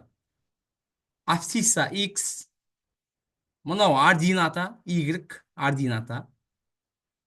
И аппликада Z. Мынау аппликада Z болсын, иә. Үш жазықтық қой жалпы.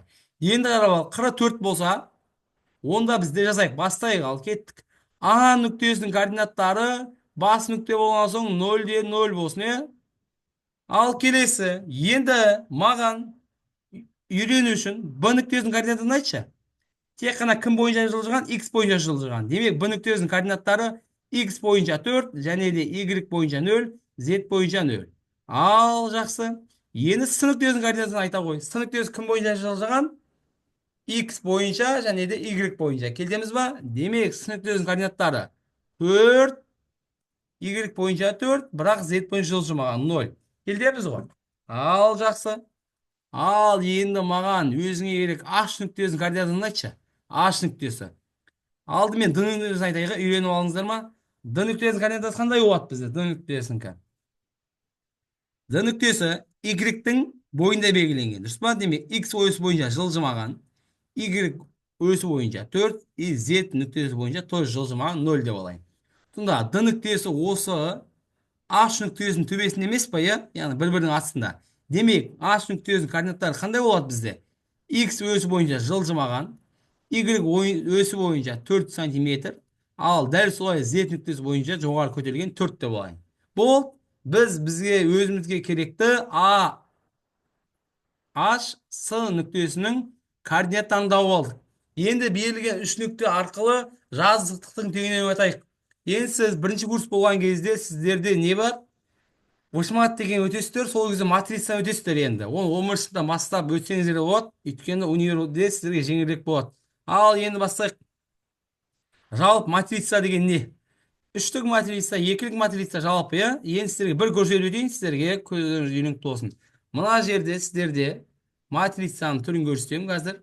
Ал қарап алыңыздар. Мына жері матрицаны дайындап қойдым сіздер үшін. Берілген үш нүкте арқылы өтетін жазықтықтың теңдеуі. Осыны скрин жасап ал. Енді осы формула саламыз жалпы. Мұндағы X1, Y1, Z1 және де қалған нүктелер берілген үш нүктенің координаттары. Ал кеттік. Біз формуланы көріп ал, оны салайық соған. Кеттік ал. Жазықтық теңдеуін жазу үшін саламыз балалар, жақсы ма? X азайтылған бірінші X1-іміз 0. Келесі. X2-іміз қанша бізде? X2-іміз бізде. Так. Жаза кетейік. X2-іміз бізде ашпа? 0 азайтылған 0. Аха, сосын. X3-іміз 4 азайтылған 0. Келесі, ордината бойынша Z азайтылған 0. Бірінші мынау бізде X1 балалар, шатастырып болмаңдар. Ашымыз X2 деп атырмын, ал сыны X3 деп атырмын. Ординаттар бойынша дәл солай. Z азайтылған 0, 4 азайтылған 0, и 4 азайтылған 0. Так, ординаттар орнында Y. Неге тез Z жазып кеттік біз мына жаққа? Y дейік. И аппликата бойынша бар, үшінші жаздық Z бойынша. Z азайтылған 0. Келесі 4 азайтылған 0, и келесі 0 азайтылған 0. Тең, енді осы 3-3 матрицаны қалай шығарамыз? Оны да көрсетейін саған. Оны шығару үшін сен мына формуланы қолданасың. Қарай қой. Саған арнайы дайындап қойдық. Мына жері толығымен түсінікті болсын деп.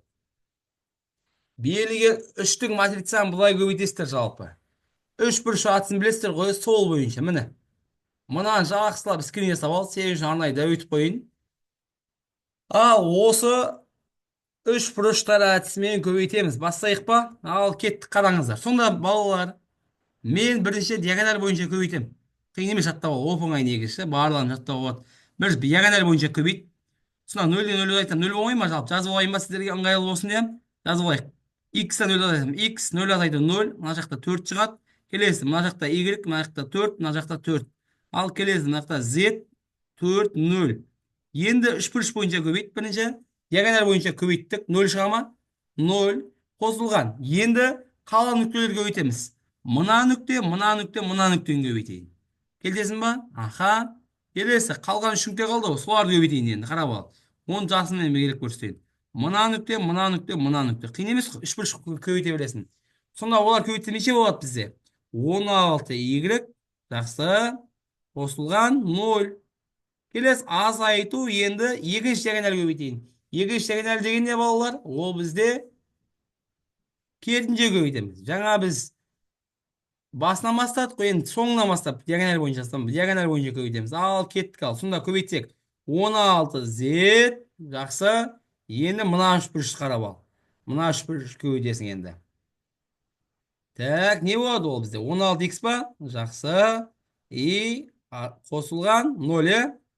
Жақшаны ашатын болсам бізде берілген жазықтықтың теңдеуі минус 16x қосылған 16y қосылған 16z тең 0. Берілген нүктенің барлығын 16-ға бөліп жіберейін, өзіме ыңғайлы болсын, е.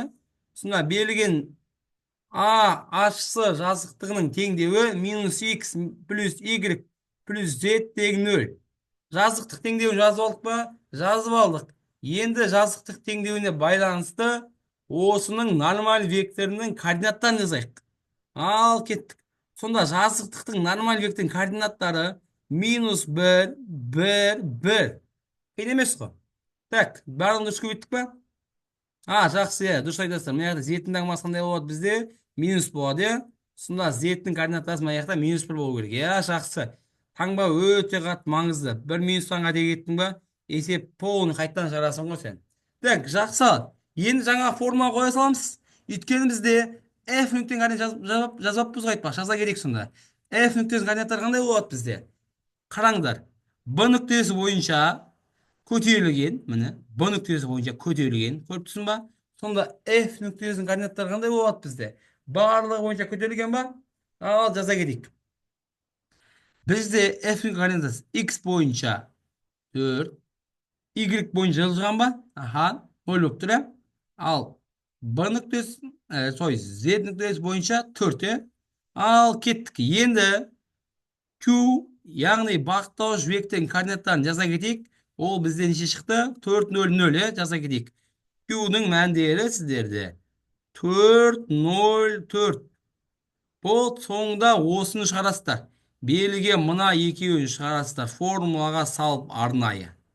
Осымен шығарсаңыздар, сіздерде мына А нұсқасы шығу керек. Жауап 8 турасы 3 бөлінген 3 болады.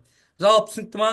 Енді есеп күрделі және де ұзақ уақыт болады, но бірақ сонда да шара берсеңіздер жатталып қалады екен. Ал осымен мендегі ұбыт аяқталды. Енді маған келген есептер осы. Енді менің нәтижем бойынша алғаш бірінші күн кіріп шықтық. Мына жерде сертификатын бәрін қойып қойдым. Тарихқа қарамайсыздар ғой енді жалпы. Математикадан кеткен бір балымды айттым жаңағы, бірді жайсам деп ойлап қалып белгілеп кеттім. Жалпы алған балым осы болып тұр. Ал енді математика және мат сауаттылық бойынша курс іздеп жүрген болсаңыз, немесе сіздерге есеп көп шығару керек болса, есеп шығарсаңыздар ғана балды көтере аламыз, яғни, жалпы курстан бөлек сіздерге қосымша күш керек болса, мен сіздерге практикалық курс ашамын. Сол жерде аптасына 3-4 рет бірге есеп шығарамыз. YouTube'тан есептер шығарып, және де сіздерге нақты жүйе бойынша 24-ші жыл жазда келген есептерді көрсететін боламын. Ал жалпы зерделі курсына жазылу үшін мына төмендегі номерге жаза кетсеңіздер, Ақниет ағайын атынан десеңіздер, сіздерге жеңілдікте қарастырып береді. Біздің орналасқан жеріміз Момышұлы 8 адресінде боламыз. Сол жерге келсеңіздер, математика және мат сауаттан нәтиже шығарып бере аламыз. Ал мына астында көрсетілген 9111 менің номерім. Математика және матсауаттан сұрақтар болса, немесе практикалық курс бойынша білгіңіз келсе, осы номер WhatsApp номерге жазсаңыздар болады. Ал сонымен нұсқа қабылдау аяқталды балалар. Алдағы уақытта осындай нұсқалау жүргізіп отырамыз. Соңына дейін тыңдағандар оқушылар болса, көп көп рахмет. Сонымен біздің сабақ аяқталды.